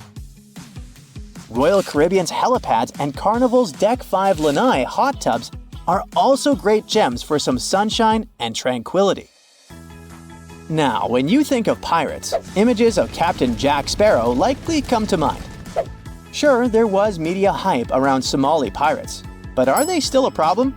Not exactly. But even so, passengers on cruise ships traveling through high-risk areas near the Horn of Africa can be briefed on what to do if pirates attack. To keep things safe, outdoor activities must be shut down after dark. Cabin lights are better to be dimmed, and passengers are normally told to stay inside their rooms if warned of a potential attack. Despite this, the risk to cruise ships remains low. There's never been a successful attack on one. Anyway, experts admit that it's quite challenging to identify threats in these vast waters. While small pirate boats might be faster, Larger cruise ships can usually outrun them and have structural features that resist boarding attempts. Measures like razor wire and fire hoses are among the defenses cruise lines employ to keep passengers safe. Though cruise lines stay tight-lipped about their specific strategies, ensuring passenger safety remains their top priority. Also, when you board your cruise ship, there are some key terms you should know about the layout. The front is called the forward, and the back is the aft. You'll find staterooms on both sides and in between, each with its own perks. Forward staterooms offer fantastic views, letting you enjoy the scenery just like the captain at the bridge as you sail into port. These rooms often have a bit more space thanks to the ship's angled shape. However, keep in mind that they experience more motion from winds and waves, which some cruisers love. While forward verandas are rare and can be windswept, the ocean view staterooms here often feature bigger windows for amazing vistas. On the flip side, aft staterooms provide stunning views of the ship's wake and great sights as you leave port. These rooms also typically have larger verandas, sometimes L-shaped, perfect for relaxing. Many dining options are also found towards the aft, making mealtime convenient. Just know that these rooms can be a bit further from elevators, requiring some extra walking. Don't forget to check the ship's deck plan before booking. If noise is a concern, avoid staterooms near busy areas. And finally, higher decks are usually pricier but offer better views and access to pool decks. Hey, you know how I-95 is one of the most crowded highways in the US? Well, there's also an I-95 on cruise ships, but it's just a hallway. This I-95 is down on Deck 0, and that's where the crew is hustling away under your feet. It's the crew's lifeline, where they do their laundry, hit up the nurse if needed, transfer your luggage, and sneak back into their tiny cabins for a breather. Now, if you romanticize working on a ship, let me try to talk you out of it, especially if you're into food. You won't be treated for leftover stuff. These are just rumors circulating online. It's true that the food isn't as luxurious as for passengers, but it's still quite okay. And if someone from the crew wants to treat themselves to something special, they can make a trip to a grocery store at a port to stock up on their favorite snacks to enjoy in their cabins. Yep, the crew members literally live on a ship. Their rooms are tiny and don't even have windows. Picture a bunk bed crammed into a space where the top bunk is so close to the ceiling, you end up bumping your head every morning. They have a tiny closet and just 2 drawers, which means you can only fit a couple of outfits. And what about bathrooms, you may ask? They're so cramped, you could sit on the toilet, take a shower, and brush your teeth all at the same time if you really wanted to. As for sleep, they don't really sleep at night. Instead, they catch cat naps throughout the day. It's tough to squeeze in a full night's sleep when shifts can last over 12 hours, and any free time usually goes to traveling, eating, or partying. If we're happy enough finding a few bucks we forgot about in our pockets, just imagine stumbling across $13 million in a place you'd never expect. That's exactly what happened to a group of diamond miners working in the Namibian desert. In 2008, they found this incredible treasure inside a shipwreck that happened over 500 years ago, and the story behind this abandoned vessel is packed with mysteries. It all started back in 1533, when the Portuguese built this special trading ship. This model was believed to be a part of a newer class of vessels that were bigger, more efficient, and tougher than the ones that came before. Portugal really needed that, since they were dominating trade all over the seas at the time. So the main purpose of this ship was to support those long-distance expeditions during this super prosperous era. On March 7th, the Portuguese decided to test their impressive new ship, and on that fresh spring day, big vessels sailed down the Tagus River and out into the Atlantic, with flags flying and colorful fabrics draping from their tall masts. Off they went, leaving Lisbon, the capital of Portugal, and heading for Western India. At least, that's what researchers think, since this was a pretty common route for them back then. Most of the time, the Portuguese were after spices. In the early 1500s, it was pretty hard to find things like cinnamon, ginger, cloves, black pepper, and turmeric in Europe, so they had to go to India for them. Unfortunately, one of the ships never made it to its final destination. In fact, to the despair of the Portuguese court, this vessel completely vanished, leaving no sign of a shipwreck. And none of the roughly 300 people on board were ever found.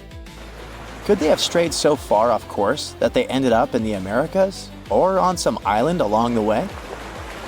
Well, anything was possible, and the ship, along with the mystery of its disappearance, became legendary. Fast forward over 500 years to 2008. Diamond miners were doing their thing on a coast near Oranjemund when they started finding some strange stuff while digging, like pieces of metal, wood, and even odd objects that looked like bronze pipes. That was definitely strange, so they called an archaeologist to figure out what was going on. When the archaeologist arrived, he noticed all sorts of strange bits and old pieces scattered around. Little by little, he began to identify those things. First, elephant tusks. Then a 500-year-old artillery piece. All of a sudden, it hit him. This was definitely a shipwreck, but what the archaeologist didn't realize at the time was that this shipwreck turned out to be one of the most significant ever found. Back then, it wasn't easy at all to convince the mining company that archaeologists had to keep exploring the site. But thankfully, they managed to, because on the 6th day of searching, they spotted a treasure. And they literally filled their hats with over a 25-pound mixture of Spanish and Portuguese gold coins. Turns out, this old abandoned ship was loaded with gold, tin, ivory tusks, and over 40,000 pounds of copper ingots when it met its watery and tragic end. In fact, specialists believe that the copper ingots played a key role in keeping the wreck so well preserved. The first reason is kind of obvious. The copper ingots weighing everything down, keeping the shipwreck remnants at the bottom of the ocean. And that was great, as 5 centuries of storms and waves would have washed everything away. But copper ingots were also important for another reason. Fish and other sea creatures might feast on wood, jute sacks, and leather shoes. But copper really ruins their appetite, which means a lot of stuff survived those 500 years at the bottom of the sea that it really shouldn't have. So yeah, against all odds, the treasure was preserved and in excellent condition. The gold looked shiny and intact. While it's impossible to prove beyond a shadow of a doubt that they had just found the legendary Portuguese vessel, all the evidence points to the fact that, yes, they did. One piece of evidence comes from an old Portuguese book that says that between 1525 and 1600, 21 ships were lost on the way to India, and one of them actually sank somewhere near Namibia, getting lost on the turn of the Cape of Good Hope. Bingo! From that point on, experts have been going over the wreckage, measuring, photographing, and scanning the site millimeter by millimeter with a high-tech 3-dimensional laser scanner.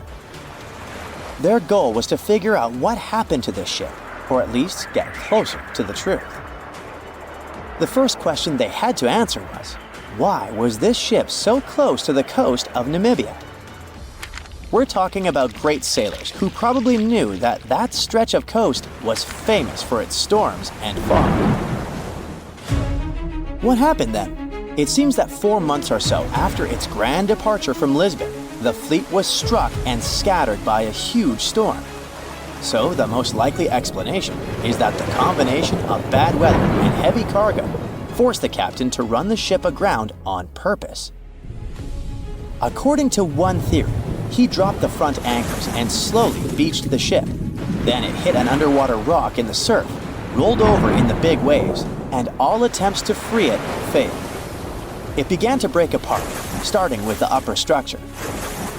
At that point, the treasure chest fell out of the captain's cabin and sank down to the seabed. It eventually got crushed and pinned down, but it was also protected by a big piece of the ship's side that broke off when the hull fell apart. Okay, but what about the people on board? Winter storms along the Namibian coast can be brutal, with winds over 80 miles an hour and huge waves, making it nearly impossible to get ashore.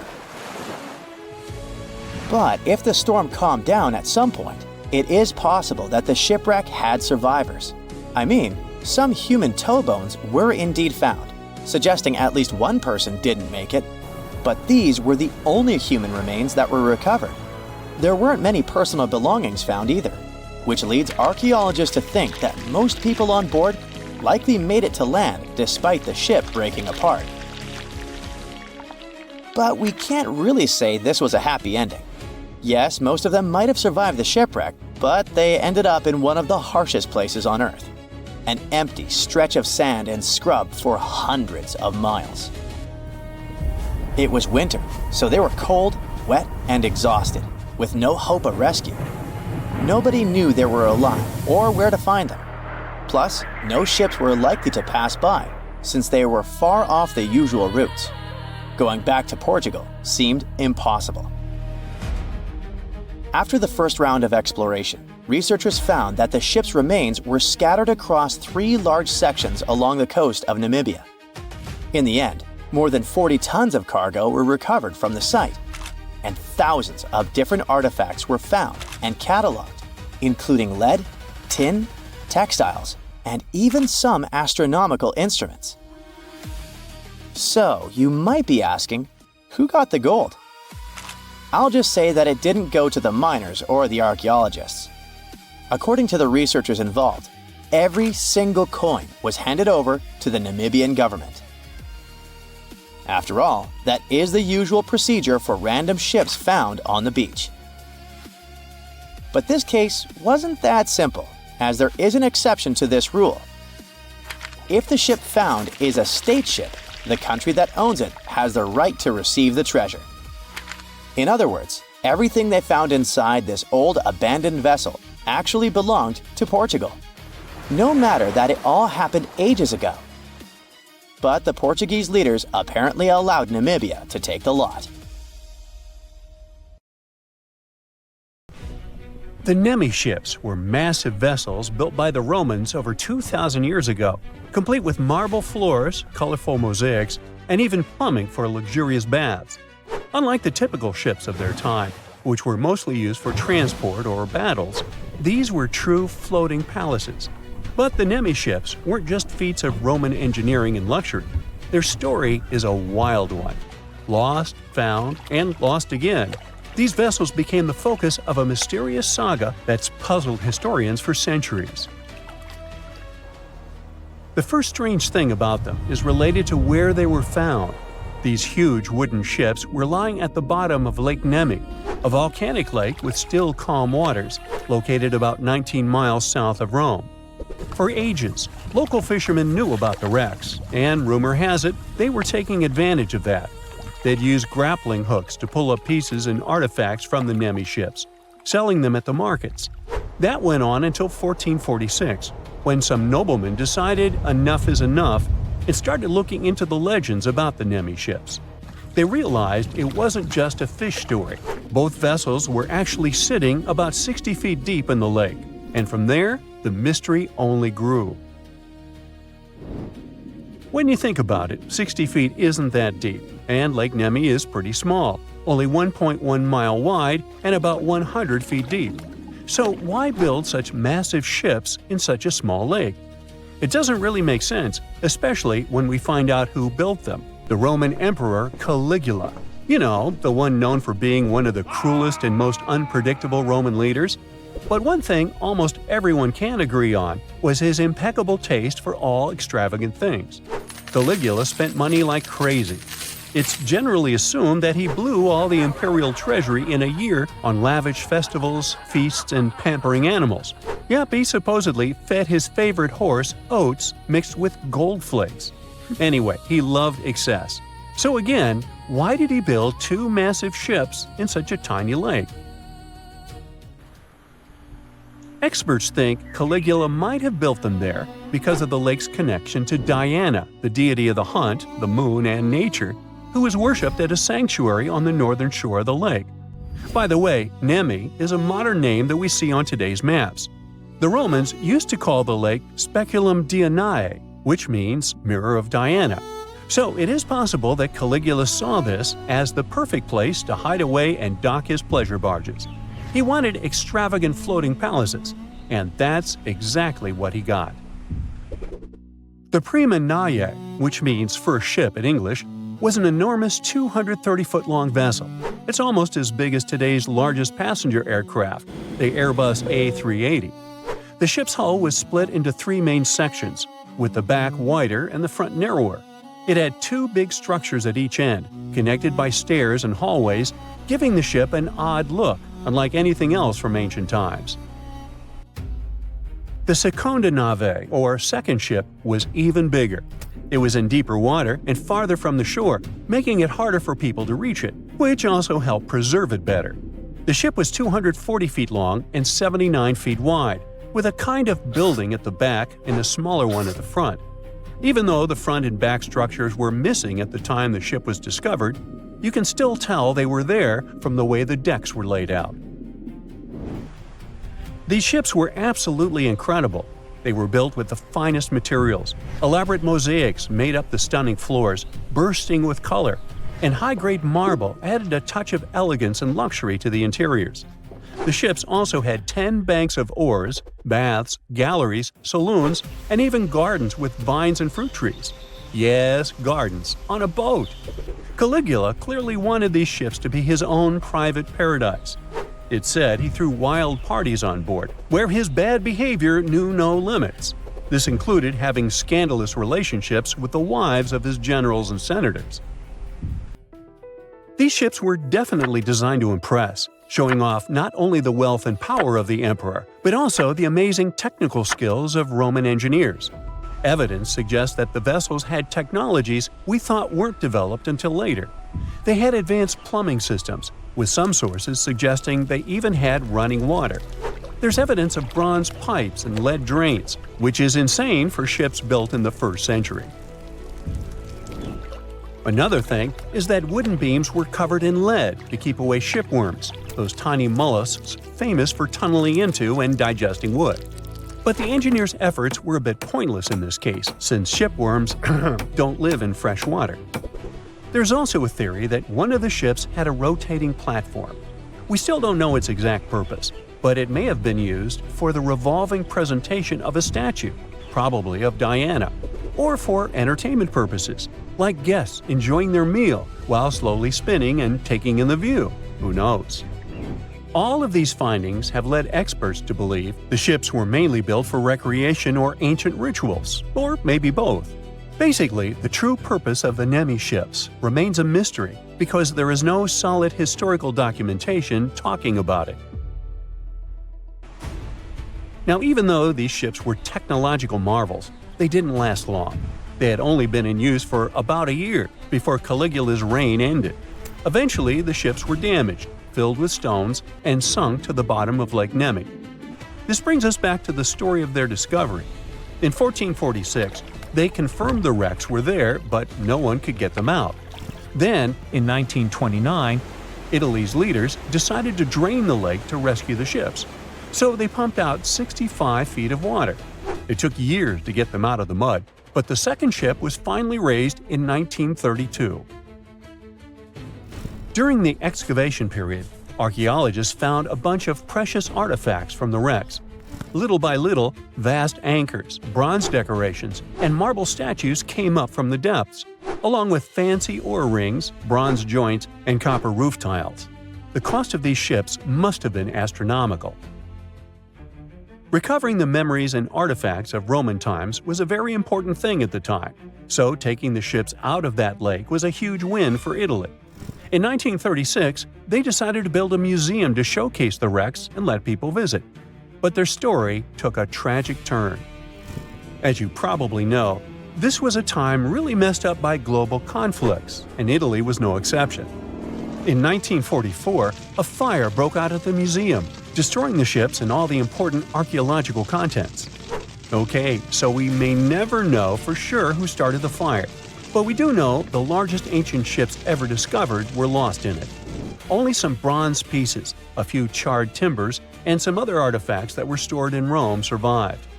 But just like a phoenix, the vessels came back from the ashes thanks to a lot of hard work in rebuilding. After the restoration work, the museum in Nemi was reopened in the 1950s. If you ever visit it, maybe you can see a part of a green and red mosaic floor from one of the ships, which, funny enough, got lost at some point and was used as a coffee table in a New York apartment for over 50 years. With all the tragic twists in the Nemi ship story, who knows? Maybe there are still pieces of these floating palaces hidden in different parts of the world. There's a ship drifting somewhere in the ocean without a crew. The last time someone saw it was over 50 years ago. Its story reminds of that of the Flying Dutchman, a ship that's bound to sail forever and bring disaster to whoever sees it at sea. At least the legend says so. Unlike the Flying Dutchman, the SS Bay Chimo was definitely real and built for a German company in Hamburg and began as an ordinary cargo ship. It was trading supplies between Hamburg and Sweden in the Baltic Sea starting from 1914. It had a strong steam engine and a hull made of steel. A few years later, it became British property. Then, in the 1920s, a Canadian company purchased it for around $18,000, a huge amount of money back then. The new owner, the Hudson's Bay Company, was actively using the ship for several years. They would often send it on voyages from its home port in Scotland to Siberia, Alaska, the Yukon, and the Northwest Territories. It also passed through the Panama Canal and even the Suez Canal, with fur pelts for sale on board. Sometimes it would also transport passengers. It had completed 9 successful voyages before this strip of good luck came to an end. Starting from the 1930s, SS Bay Chimo would have trouble with ice and storms. When it first got trapped in ice in October of 1931, some of the crew managed to escape to Alaska. 15 of 22 sailors decided to stay with their vessel and try to save it. They had furs and other valuable cargo worth around $58,000 aboard. The company sent them supplies to survive the winter. They set camp near the ship out of the hatches, tarpaulins, and other materials, and offloaded the cargo. At the end of November, a blizzard rushed through the area, and it seemed like it had taken the ship with it. The ice platform had survived, but the ship broke free. Some of the crew members were sure it had sunk. But soon after, they heard from one of the locals who had spotted their ship around 45 miles away from their camp. The crew moved on with their lives, and the ship started its journey as a runaway vessel. People would spot SS Bay Chimo once a year or so, all the way until 1965. It was mostly spotted off the coast of Alaska. A man going to Nome with his sled dog, along with prospectors, explorers, and treasure hunters, all claimed to have seen SS Bay Chimo. Someone tried to board it and take it to port, but ended up stranded on it for days because of horrible weather. Others got luckier and managed to take a whaleboat, some furniture, and other valuables from the vessel. Those who got close to the ship saw that it was damaged and missing the propeller. Still, it stayed afloat without a crew for at least 38 years and became the longest sailing ghost ship in history. In 2006, the Alaskan authorities started a project to solve the mystery of this ghost ship of the Arctic and finally find SS Bay Chimo, either still above or below the water. So far, the project has not been a success. SS Bay Chimo remains one of the estimated 4,000 ships that have disappeared off Alaskan shores. If the legend of the 17th century isn't lying, this ghost ship could be sailing somewhere along the Flying Dutchman. It belonged to the Dutch East India Company. Its captain managed to do the impossible for that time and sailed from Holland to Indonesia in only 3 months. They said he was flying over the sea, and some evil tongues explained that he had made a deal with evil forces to achieve that. Once the ship was sailing back home, its captain and crew disappeared without a trace. There are many versions of what happened to it. One of the first ones said it had tried to enter port at the Cape of Good Hope, got in a terrible storm, and sank as there was no captain to save it. Another legend says the captain had refused to obey the skies to let the ship sink during the storm. A scary life form then struck the boat and the crew, and it was condemned to forever wander without rest. Many sailors claim to have spotted the wandering Dutchman. The Duke of York, who was to become King of England, mentioned having seen it in Australian waters. Right after spotting the ship, the man who saw it first fell from the top of the mast and didn't survive. There were more encounters with this legendary ship up to the middle of the 20th century. Ships would nearly collide with it as the Flying Dutchman jumped out of the blue. Scientists have a more logical explanation for this mystery: Fata Morgana, not to be confused with Hakuna Matata. Now, when you're out at sea on a hot day and the air is all wavy, it feels like when you look at the road on a scorching summer day. That's because of something called atmospheric refraction. When light passes through different layers of air with different temperatures and densities, it bends and twists. Sometimes, under certain conditions, this bending of light can create really bizarre optical illusions over the ocean, like sightings of the Flying Dutchman. The Fata Morgana phenomenon can make distant objects appear distorted, stretched, or even lifted above the horizon. So you can see a ship far away, but because of the way the light is bending, it will look like it's floating above the water or even disappearing and reappearing.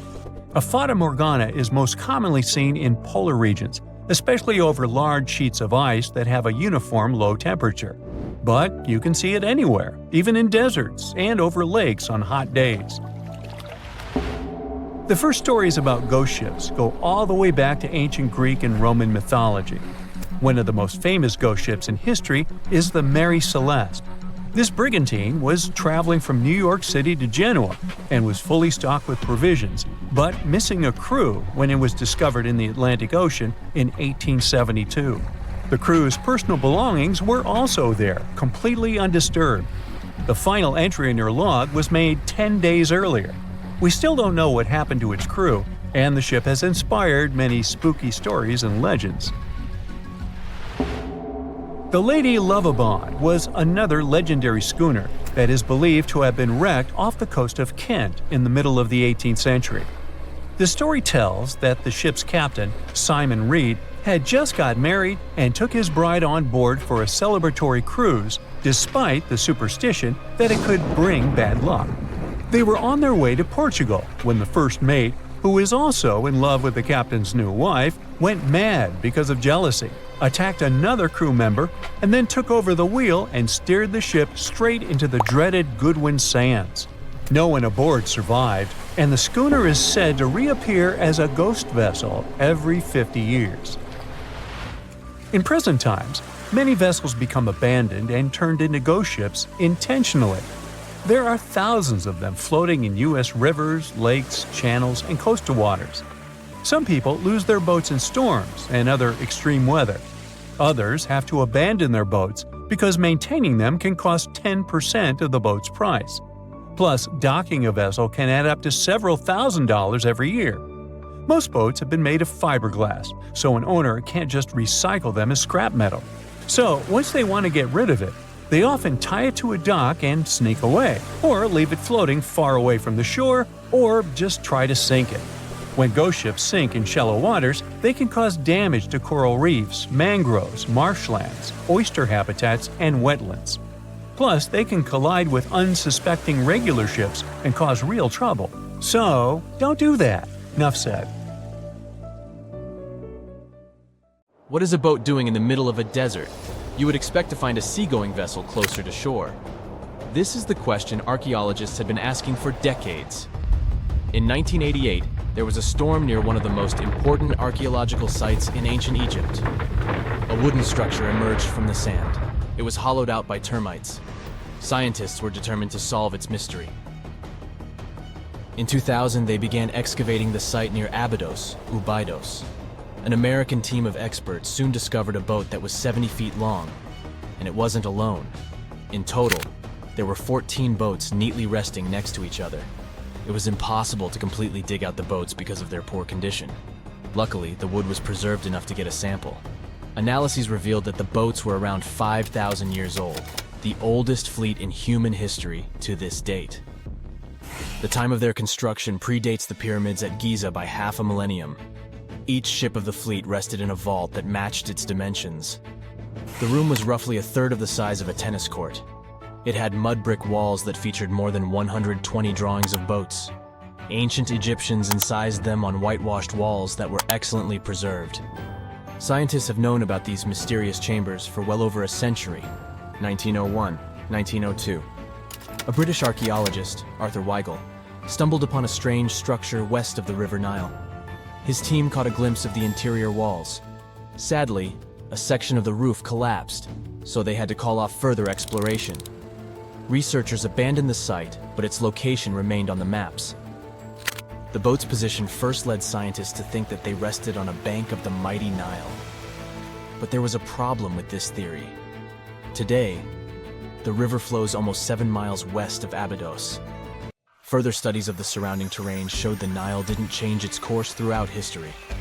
Also, if the boats floated near a dock, they would be in unstable positions. The 14 vessels at Abydos were perfectly parallel to each other. There was only one conclusion possible. Someone had deliberately placed them like that. They must have gone through a lot of effort. Each boat had enough room for up to 30 rowers. These vessels could really float. They weren't models, but scholars still don't know if they actually sailed any body of water in ancient Egypt. This doesn't diminish the importance of the find. Previously, archaeologists found only small-scale models. In King Tut's tomb alone, there were 35 boat models. For a long time, these figurines were the only clues as to how ancient Egyptian vessels looked like. The boat's design confirms that they were the real deal. They are the earliest surviving examples of something called built boats. Ancient people constructed primitive vessels by hollowing out large tree trunks. The alternative was reed that was tied together to form a raft. The boats at Abydos had planks tied together. This was a major breakthrough in shipbuilding. During their lifetime, the boats must have seemed impressive. Timber was a valuable commodity at the time. There was no wood in the desert.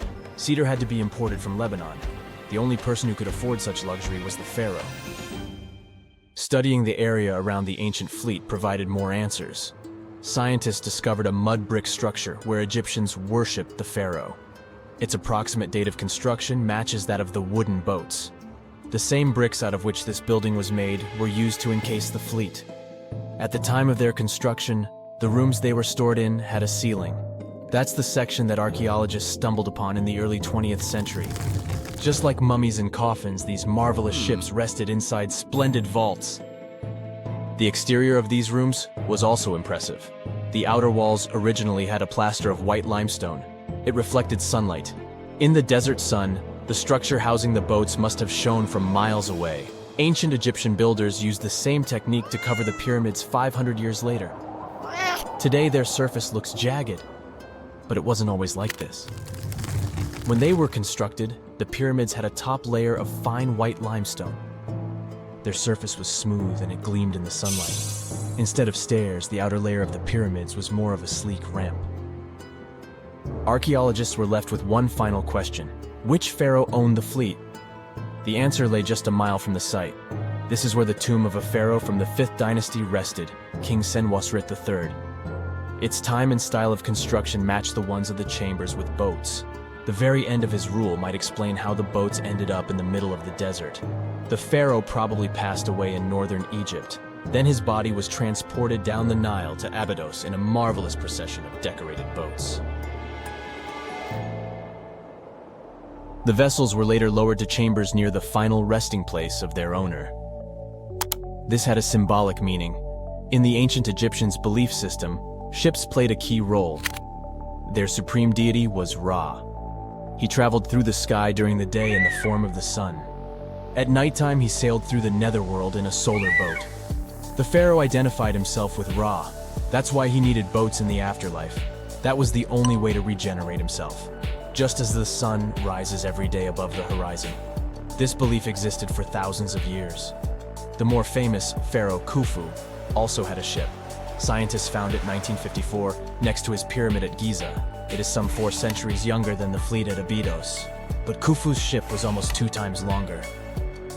The Great Pyramid of Giza and King Tut's tomb are some of the most famous archaeological finds in Egypt. But there are many more secrets hiding beneath the endless sands of the Sahara Desert. Recently, 2020, archaeologists found a lost city there. They have labeled it as the most important discovery since King Tut's tomb, 1922. The city of Aten is some 3,000 years old. Historians hope it will give them a unique insight into the everyday life of ancient Egyptians.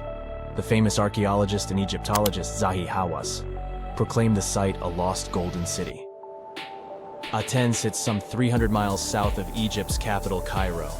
It is close to the famous Valley of the Kings. Archaeologists first found sections of mud brick walls that spread out in all directions. They discovered complete rooms with tools of everyday life inside. The research team unearthed a bakery, a residential neighborhood, and an administrative district. They all date back to the time when the Egyptian civilization was the wealthiest in its long history. They were also the first to make objects from iron. In 1911, scientists found a set of iron beads near a village in Lower Egypt, El Gurza. These are the earliest known iron artifacts. The discovery is literally out of this world. Ancient people made them by beating into shape a piece of a meteorite. The 9 beads were once part of an ornate necklace. They are now blackened and corroded, which is perfectly normal for a piece of jewelry that is over 5,000 years old. They consist of an iron-nickel alloy. Researchers were impressed by the skill of ancient jewelers who processed the beads. Their craftsmanship is more impressive when you think that they didn't know the stellar origins of the material. The Great Pyramid of Giza also has a remarkable feature. An international research group investigated the electromagnetic response of the structure to radio waves. They found that the pyramid has the ability to concentrate electromagnetic energy inside it. This occurred inside its chambers as well as under the pyramid's base. It contains an underground, unfinished chamber. It seems that the electromagnetic response is connected with the properties of limestone, the Great Pyramid's main building material. The research results might have a practical application. The way solar cells and nanosensors function could be improved by this remarkable find. If I asked you to name the most famous shipwreck of all time, you'd go with the Titanic, right? The Atlantic Ocean, the hope for new life, heartbreaking love stories. It had it all to become a blockbuster. But I guess you've never heard of SS Princess Alice that submerged in the sewage of the River Thames, taking between 600 and 700 lives with it. Life in 19th century Victorian London wasn't easy, especially for working class folks. Affordable public transport and bank holidays made it a bit easier. The people could escape to the coast on a train or pleasure boat, even if it was just for a day. Sheerness on the Isle of Sheppey in Kent started as a fort under Henry VIII and then grew into a bustling town with a dockyard. When they added a railway station in 1863, it became a prime destination for day trippers and holidaymakers. Seaside promenades, charming piers, and a whole bunch of fun stuff to do by the sea. It had it all. A bit inland along the River Thames, you had the Rocherville Gardens. These gardens had archery lawns, bowls, mazes, lakes, cliff walks, and even a floral bazaar. Plus, there was an aviary, a bear pit, and a skeleton of a lost whale that had taken a wrong turn in the Thames. Londoners of the late 19th century could hop on a train or cruise along the Thames by boat, and both options were pretty popular. But on the 3rd of September, 1878, way more people than usual opted for the boat.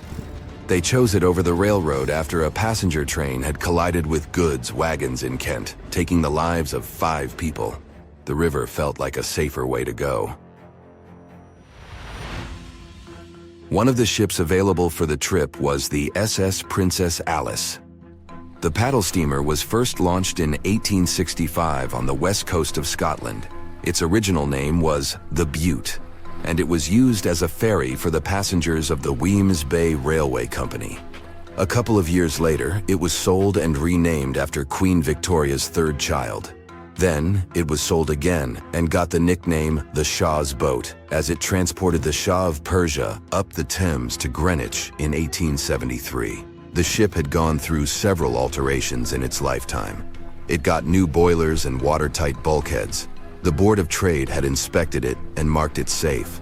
In the year of its final voyage, it was officially allowed to carry up to 936 passengers between London and Gravesend in calm water.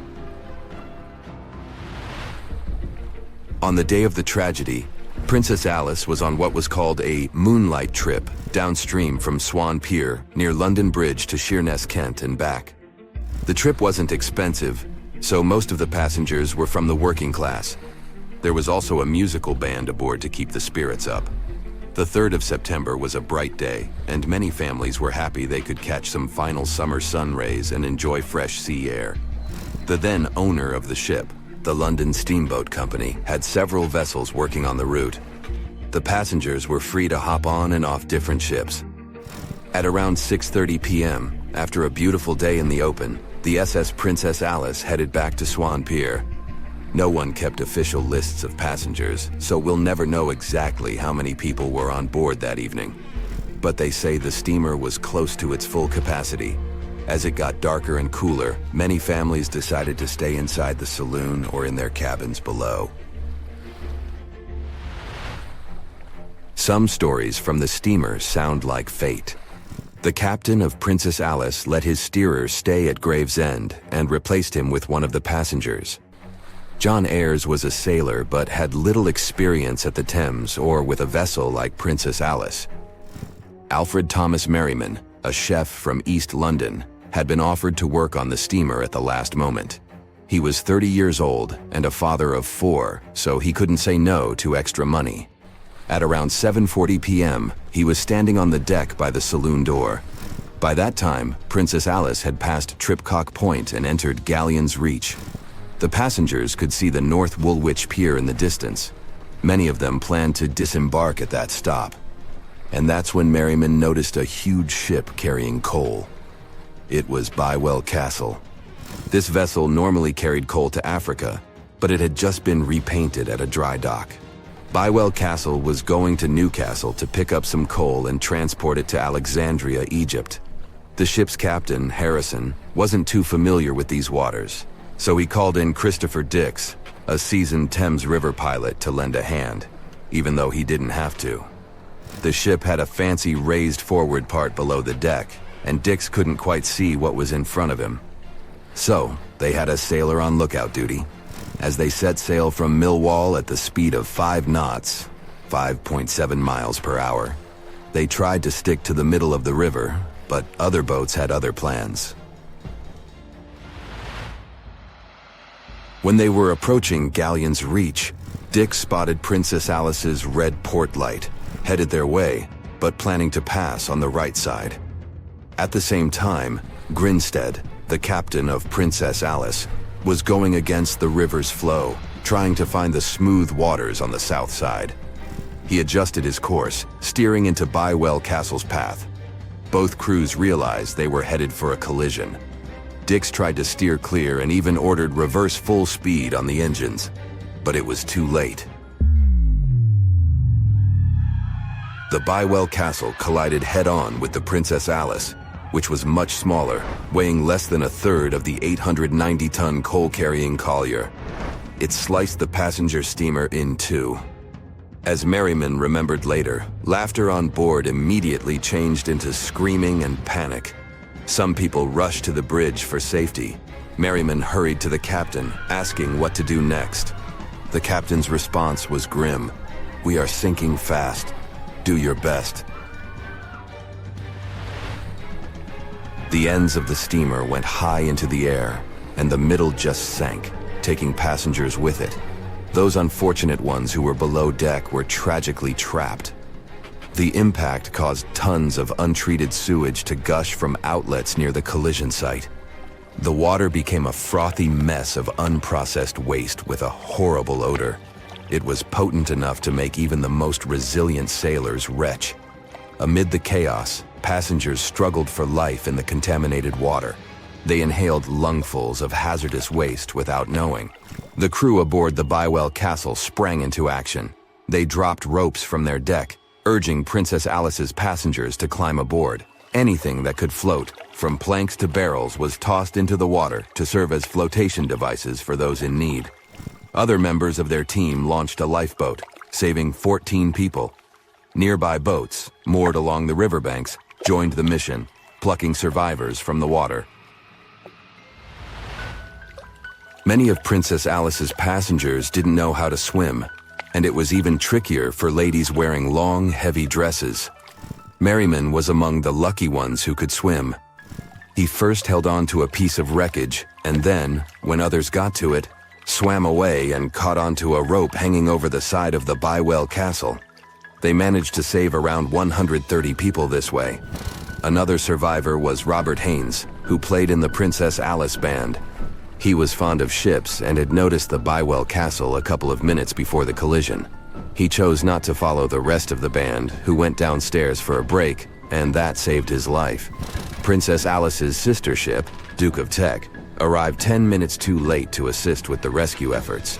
Only 2 people who had been below deck or in the saloon managed to survive the collision. We still don't know the total count of lives taken on that day, but it's somewhere between 650 and 700. And what makes this story even more tragic is that it has been mostly forgotten. Strange things occur in the cold waters of Antarctica. One of these things happened to a ship called Jenny. It was a small schooner whose history began in 1822.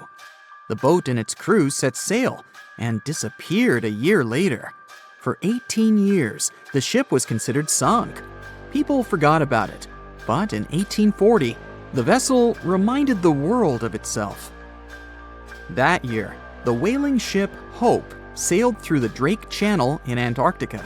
The crew members noticed a ship among icebergs. It was the schooner Jenny. It was floating slowly in the dark, with no signs of life.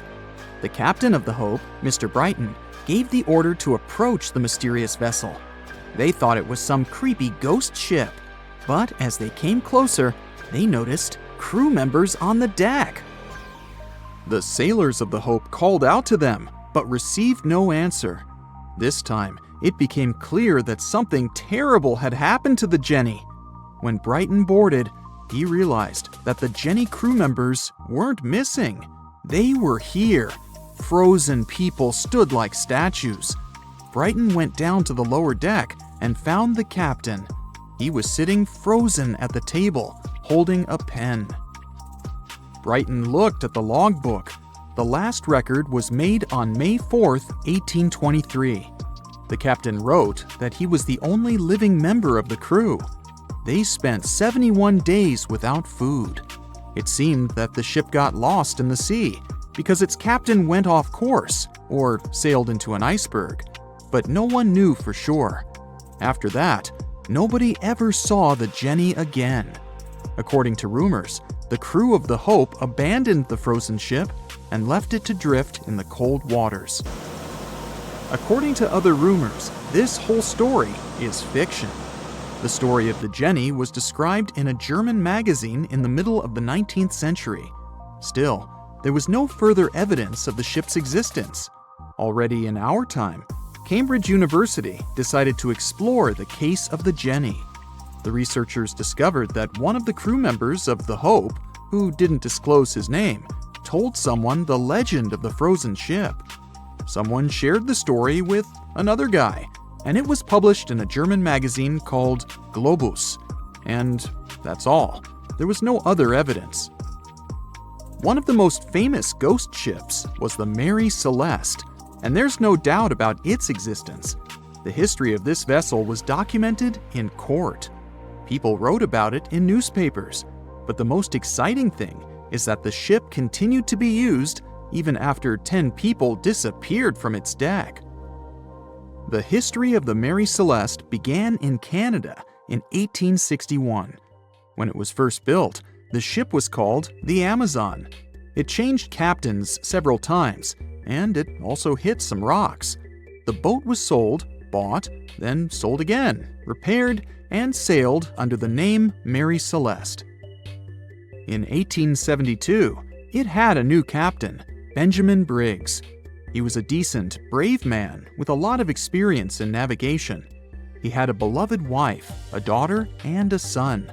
When he went on his last voyage, he took his wife and daughter with him, and his son stayed in America. In November of 1872, the Mary Celeste sailed from the port in New York with 10 people on board and disappeared. 8 days later, another ship, the Dei Gratia, also left New York and followed the same route. Dei Gratia's captain, David Morehouse, noticed the Mary Celeste and immediately realized something was wrong. The ship was moving too freely, as if no one was controlling it. The captain tried to contact the crew members, but no one answered him. Then, together with other sailors, he climbed aboard the Mary Celeste. The ship was in good condition. There was no damage. The hold was slightly filled with water, but it could be easily pumped out. Everything seemed fine, but one lifeboat was missing. The crew members' valuables were in their cabins. The cargo was in the hold. The supplies of water and food were untouched. Judging by the records in the logbook, the ship was caught in a storm, but it was not too strong. Other ships also sailed through this storm, but nothing bad happened to them. The last record was dated November 25th, and it claimed that everything was fine. The sails of the Mary Celeste were slightly damaged, but perhaps it happened after the crew had disappeared. The whole ship was in excellent condition, but what made the people leave it? Part of the crew of the Dei Gratia stayed on board the Mary Celeste to bring it to dry land. Everything went well. They delivered the ship to the closest port. Next, the captain of the Dei Gratia appeared before the court and told about what had happened.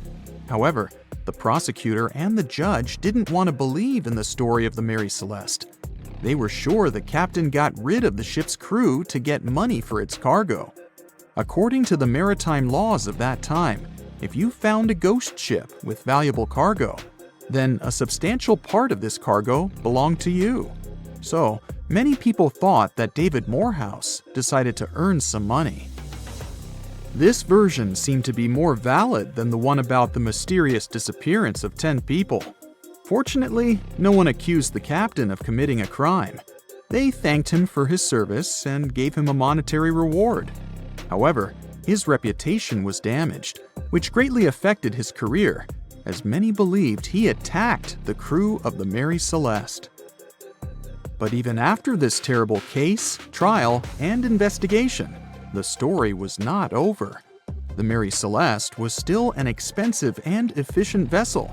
It sailed several times, but then one captain crashed it into the reefs to get insurance. The court revealed this deception and accused the captain of intentional property damage. The story of the Mary Celeste became famous all over the world. People began to build their theories, realistic and not.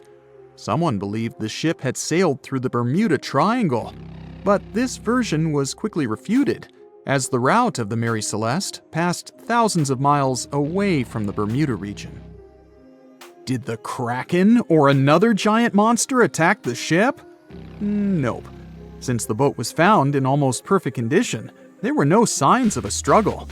One of the most popular versions was that the crew of the Mary Celeste stole some valuable cargo and sailed to Spain on the rescue boat.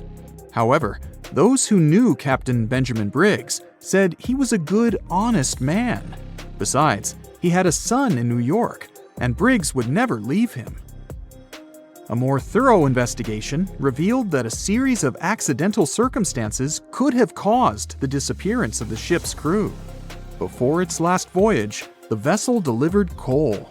Perhaps the pump intended for pumping water got clogged with coal after that, and when the ship got into a storm, the hold filled with water and the pump broke.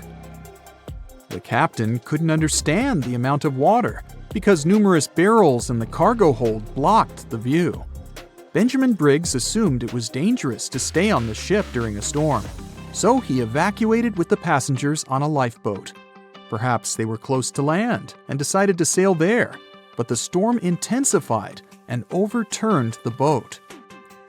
Also, One record in the log journal said that the chronometer was faulty. It was a device that helped to determine your location at sea using longitude. Briggs got lost and didn't know which way to sail. The storm was strong, and he couldn't determine whether the ship would sink. Perhaps Briggs decided to leave the ship in a rescue boat when he saw the coast of the Azores. The uniqueness of this ghost ship case is that, unlike many others, you can investigate it yourself. There's a lot of information about the Mary Celeste on the internet. There are documentaries and research articles. Perhaps you'll be able to notice something that others haven't seen and solve the mystery of the disappearance of 10 people. That's it for today. So hey, if you pacified your curiosity, then give the video a like and share it with your friends. Or if you want more, just click on these videos and stay on the bright side.